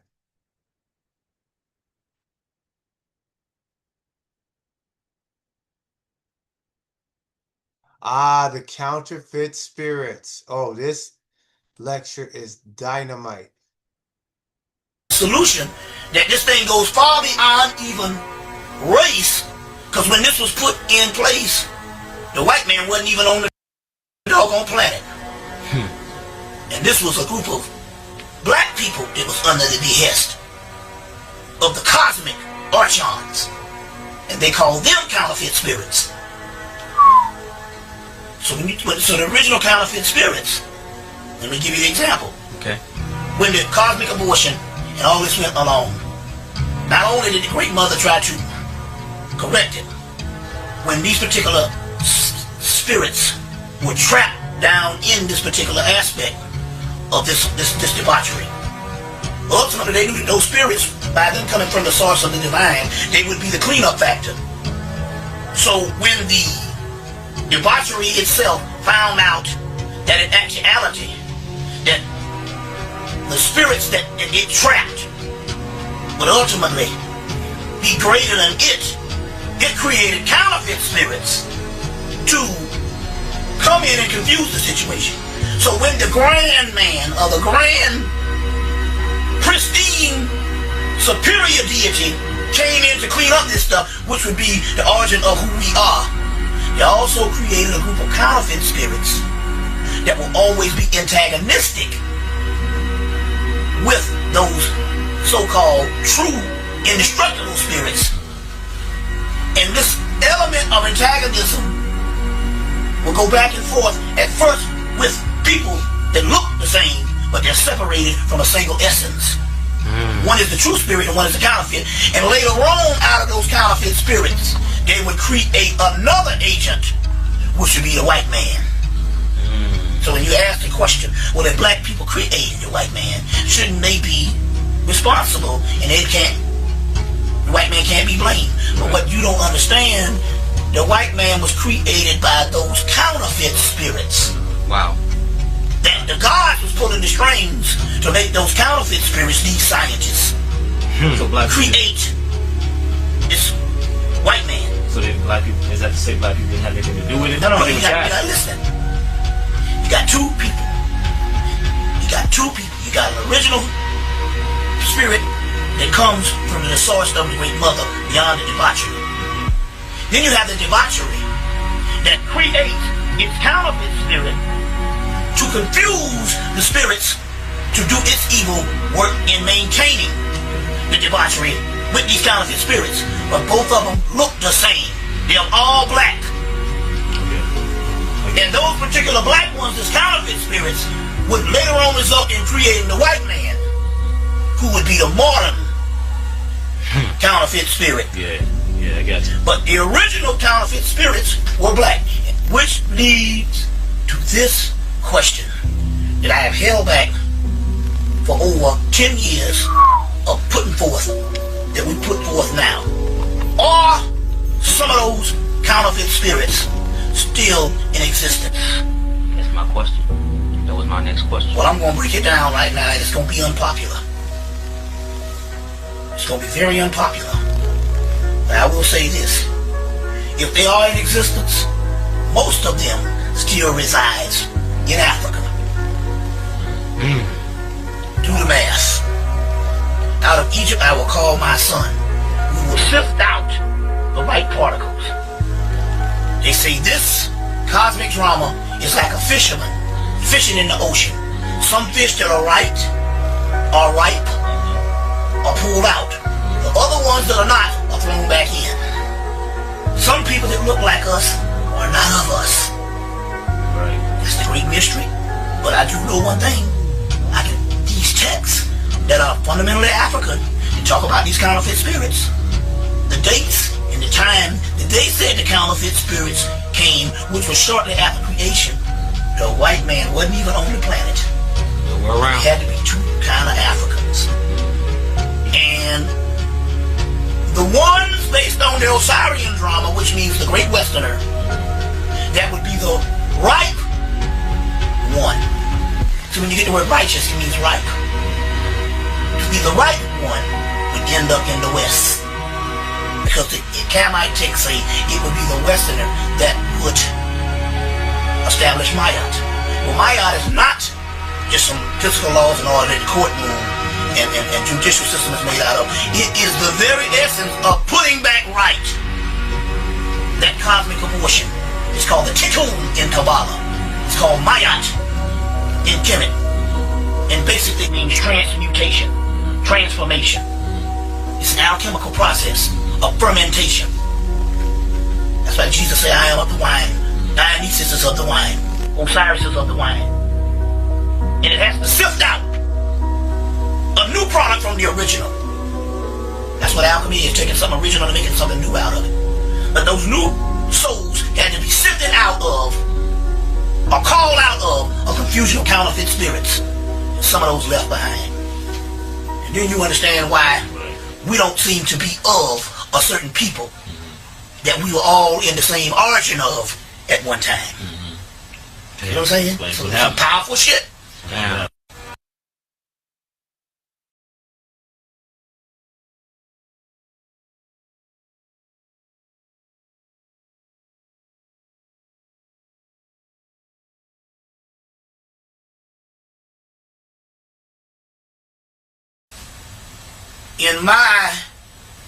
So what has become in my search to unravel the truth?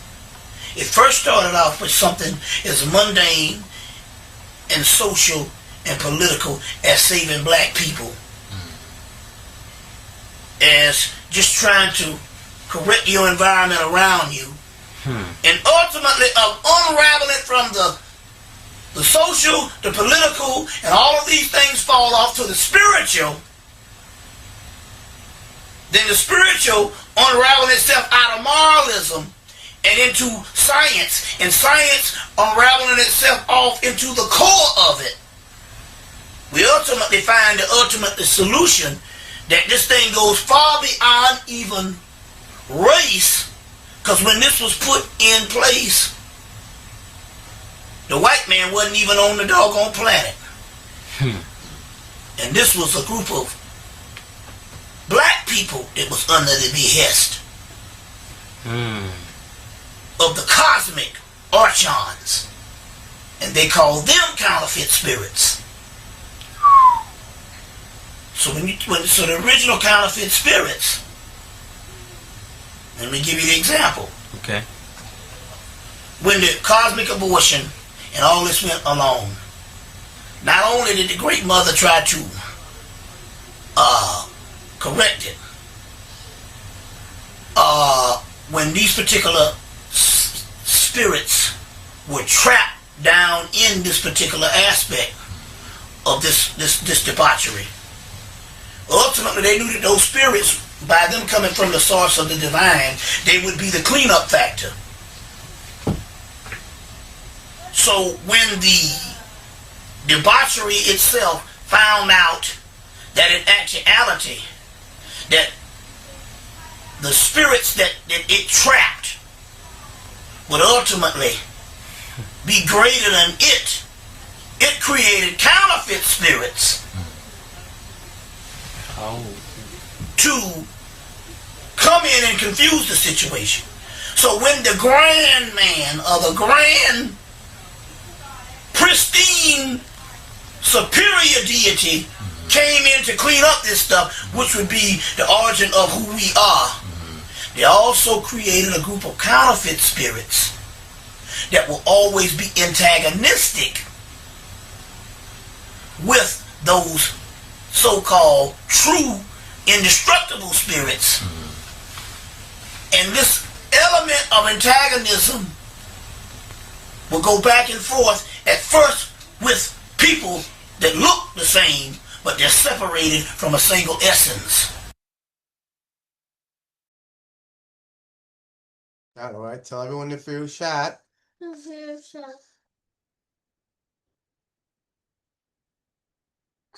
Now you have to breathe deep. You breathe deeply.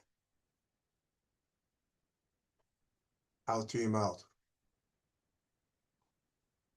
Out through your mouth.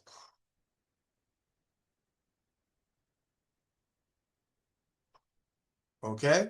Tahum? In through your nose. That's that funny one race and ethnicity definitions launch you. It's a management and budget, the office of personnel management. In through your nose. Out through your mouth. Atsum, Sabina. Lutati? Out through your mouth.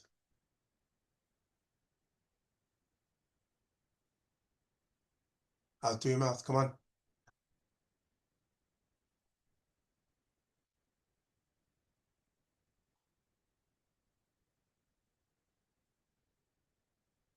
There you go. All right, so tell everyone their food chat. Yeah, but they'll hurt So everyone their food chat. too. That's what happens. That's what's called spankings. Tahum? No. Okay, so tell everyone their food chat. Oh, we're not done. I'm just gonna play the video and put them to bed.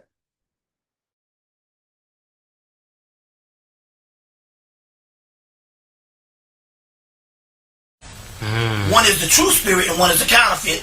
And later on, out of those counterfeit spirits, they would create another agent, which would be the white man.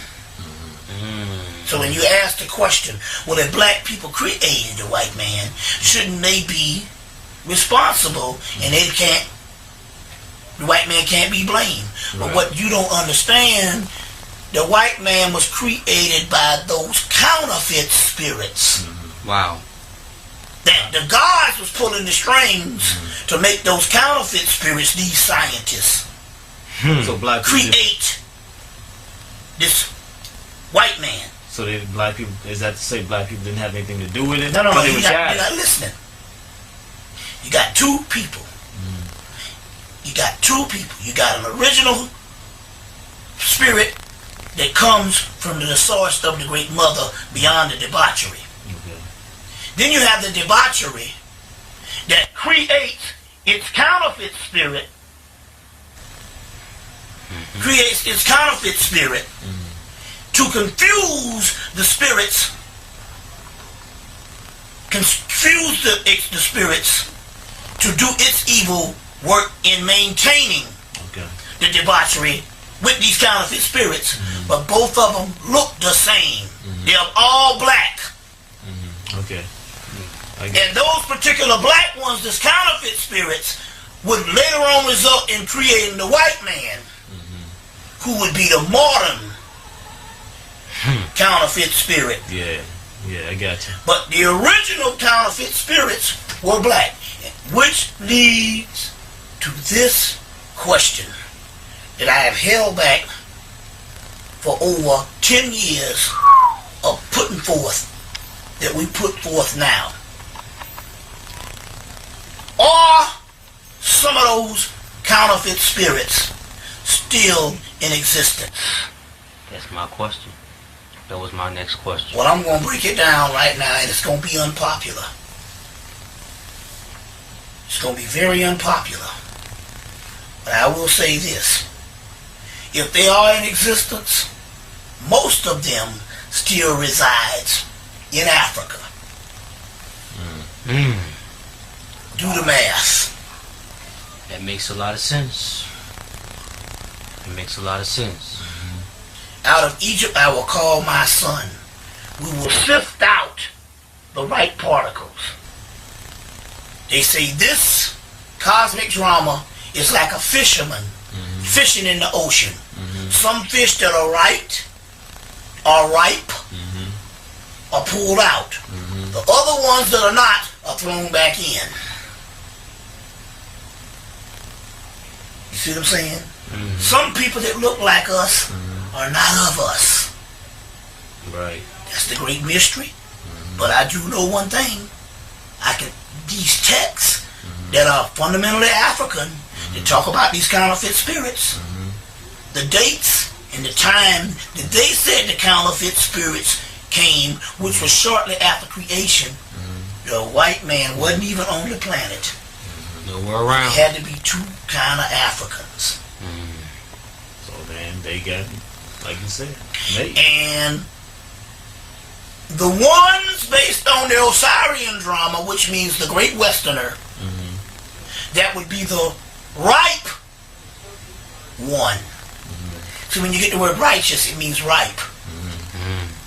To be the ripe one would end up in the West. Because the Kamite texts say it would be the Westerner that would establish Mayat. Well, Mayat is not just some physical laws and order that the courtroom and judicial system is made out of. It is the very essence of putting back right that cosmic abortion. It's called the tikkun in Kabbalah. It's called Mayat in Kemet.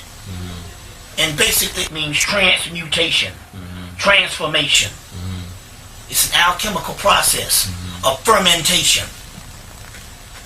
That's why Jesus said, I am of the wine. Dionysus is of the wine. Osiris is of the wine. And it has to sift out a new product from the original. That's what alchemy is, taking something original and making something new out of it.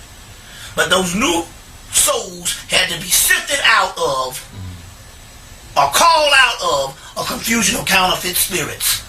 And some of those left behind. So what?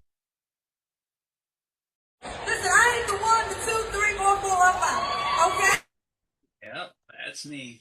You're probably wondering how I ended up in this situation. So I went to invest as single, successful, and open to meet somebody. But what was not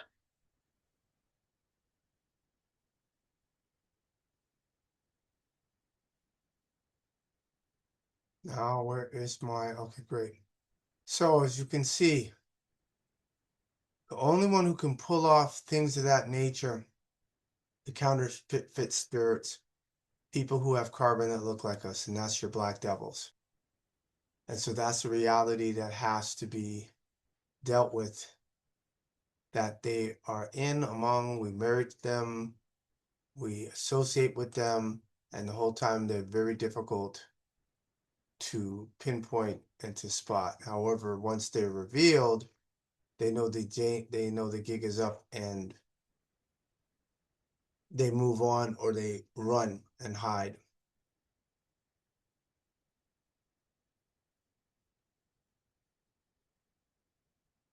This one was a great picture. The first Romans were dark skinned. They put black here. We know about the Etruscans.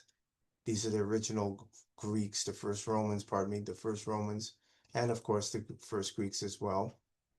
And where is it here? This, I'm telling you, boy, the attorneys just really expose themselves. Attorney says to lie to win custody cases. That makes it a pretty heavy tool, and they'll have enough basis to know that a protective order carries criminal consequences. Accordingly, that makes it a pretty heavy tool in negotiating divorce. So I would encourage you very strongly, if you have one of those cases, to do the protective order as part of your case. It gives you more leverage in negotiating settlement. Well, then you've got something that carries criminal consequences that you can use to get a protective order, or use as a bargaining chip in your divorce. Because not only does a protective order carry criminal consequences if you violate it, it also comes up on criminal background checks, and it also means you have to surrender your firearms. Yes, sir. Are there any punishments for filing for false testimony for protection orders? Not that I know of. I think you can probably file for attorney's fees. You can put a witness on a stand and say, "What'd you look like afterwards?" "Oh, there was blood on my shirt." Or you can do this. It's not the same effects. I was just talking about this video yesterday in my 3-day child support transformation challenge. I posted this video last year, but it didn't have the full clip. It didn't have the man asking, is there punishment for falsifying evidence to be able to take these kids or get the man out of the home so we can win custody and divorce proceedings. These people ain't playing fair. Childsupportisfraud.com. We still taking care of our kids. This ain't no get out of jail free card. Boy, oh boy. And that's why you have to get that book, Damn, which is called Destroy a Man Now. That's the playbook. It would be really tragic to see the oldest Christian community in the world erased before our very eyes. Israel approves a new law to remove all Christians from the Holy Land. Israel is approved a new settlement called Shtema, where they will destroy 11,000 predominantly Christian homes to make way for settlers. This would effectively be the end of the Christian community in in Bethlehem and in the Shepherd's Field.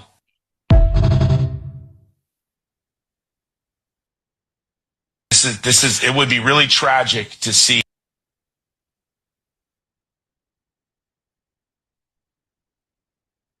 Oh, this is it here? Okay.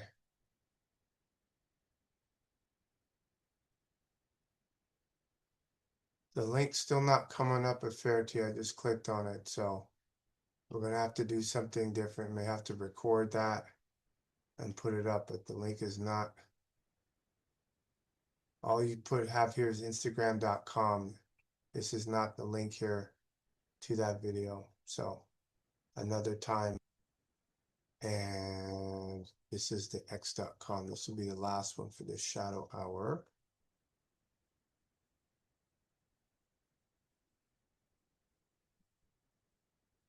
Yes, this is it. So anytime people want to start saying about, the Jews are persecuted and everything, this is hate speech here. The Jew says one Jewish life is worth 10 million because God chose us. You are jealous. An Israeli settler lawyer who represents settlers accused of attacking Palestinians told the BBC that Israel should, quote, kill everyone in the villages of Tel in retaliation for the killing of a single Israeli. One Jewish life is worth 10 million, said Yehuda Shimon, a resident of the illegal Havat Gilad settlement. When asked whether his remarks were racist, he replied, yes, I know, but this is the truth because God chose us. You are jealous. Right? This is an Ashkenazim convert. He ain't got, if he's lucky, he has 15% Y chromosome. So you see, when that subject comes up, Israel should kill everyone. Those are called uttering threats. Can't do that. Not in this day and age, but he's doing it. So let's see what the consequences are. It sounds like you're saying one Jewish life is worth hundreds or thousands of Palestinian lives. Not million. One Jewish life, it's 10 million, okay? That just sounds racist. Yes, I know. But this is the truth. Because God chose us. Because of this, you are jealous. It sounds like you're saying. So this is what you see, everyone. This is their hate speech, their utterance, their threats. And so now you all have it. Appreciate everyone for being up here for this late, especially you, tenacious Elohim. I'm gonna end with from the Holy Tabernacle Family Guide on page 95. It's the blue book if you have it. And it talks about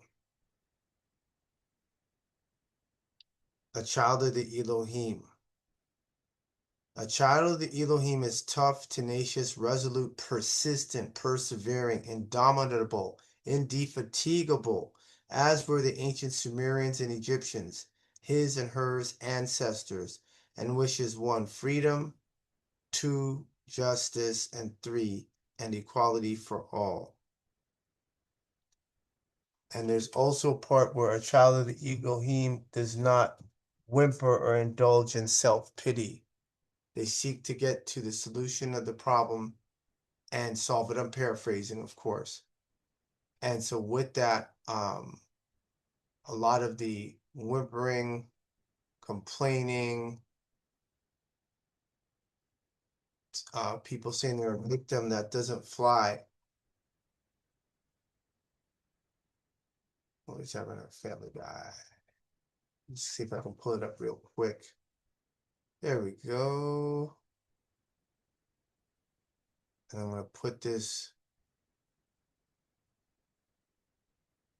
so people can see.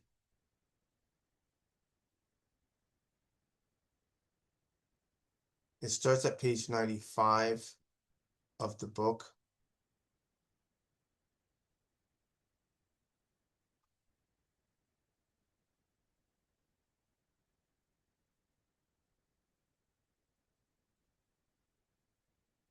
Oh, these are some good ones here. So number 15, a child of the Elohim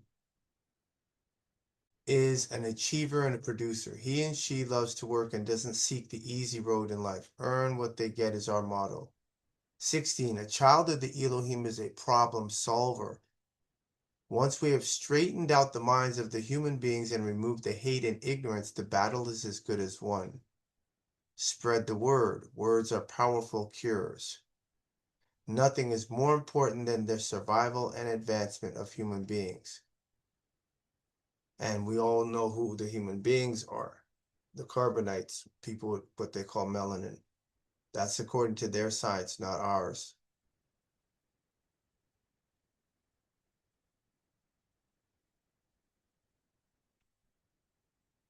And number 5, a child of the Elohim does not whimper, complain, or indulge in self-pity, but instead faces problems realistically, gets to the root of the problems, and determines to solve them. Number 6, a child of the Elohim, the Netiru, is not a glutton or greedy, never loud or rowdy, never a show-off, selfish or revengeful. 7, a child of the Elohim, the Netiru, will never steal, lie, backbite, scream, betray, connive, or cover up for wrongdoings. And this is on page 99. All right, everyone have a great shadow hour. We're going to see what the numbers are. If we can get 100 viewers after we're done with this stream. And we will have the copy up for everyone as soon as possible. Much appreciate everyone. Appreciate all you Nighthawks, right, on the East Coast. Chashikadur, chashikadur, chashikadur.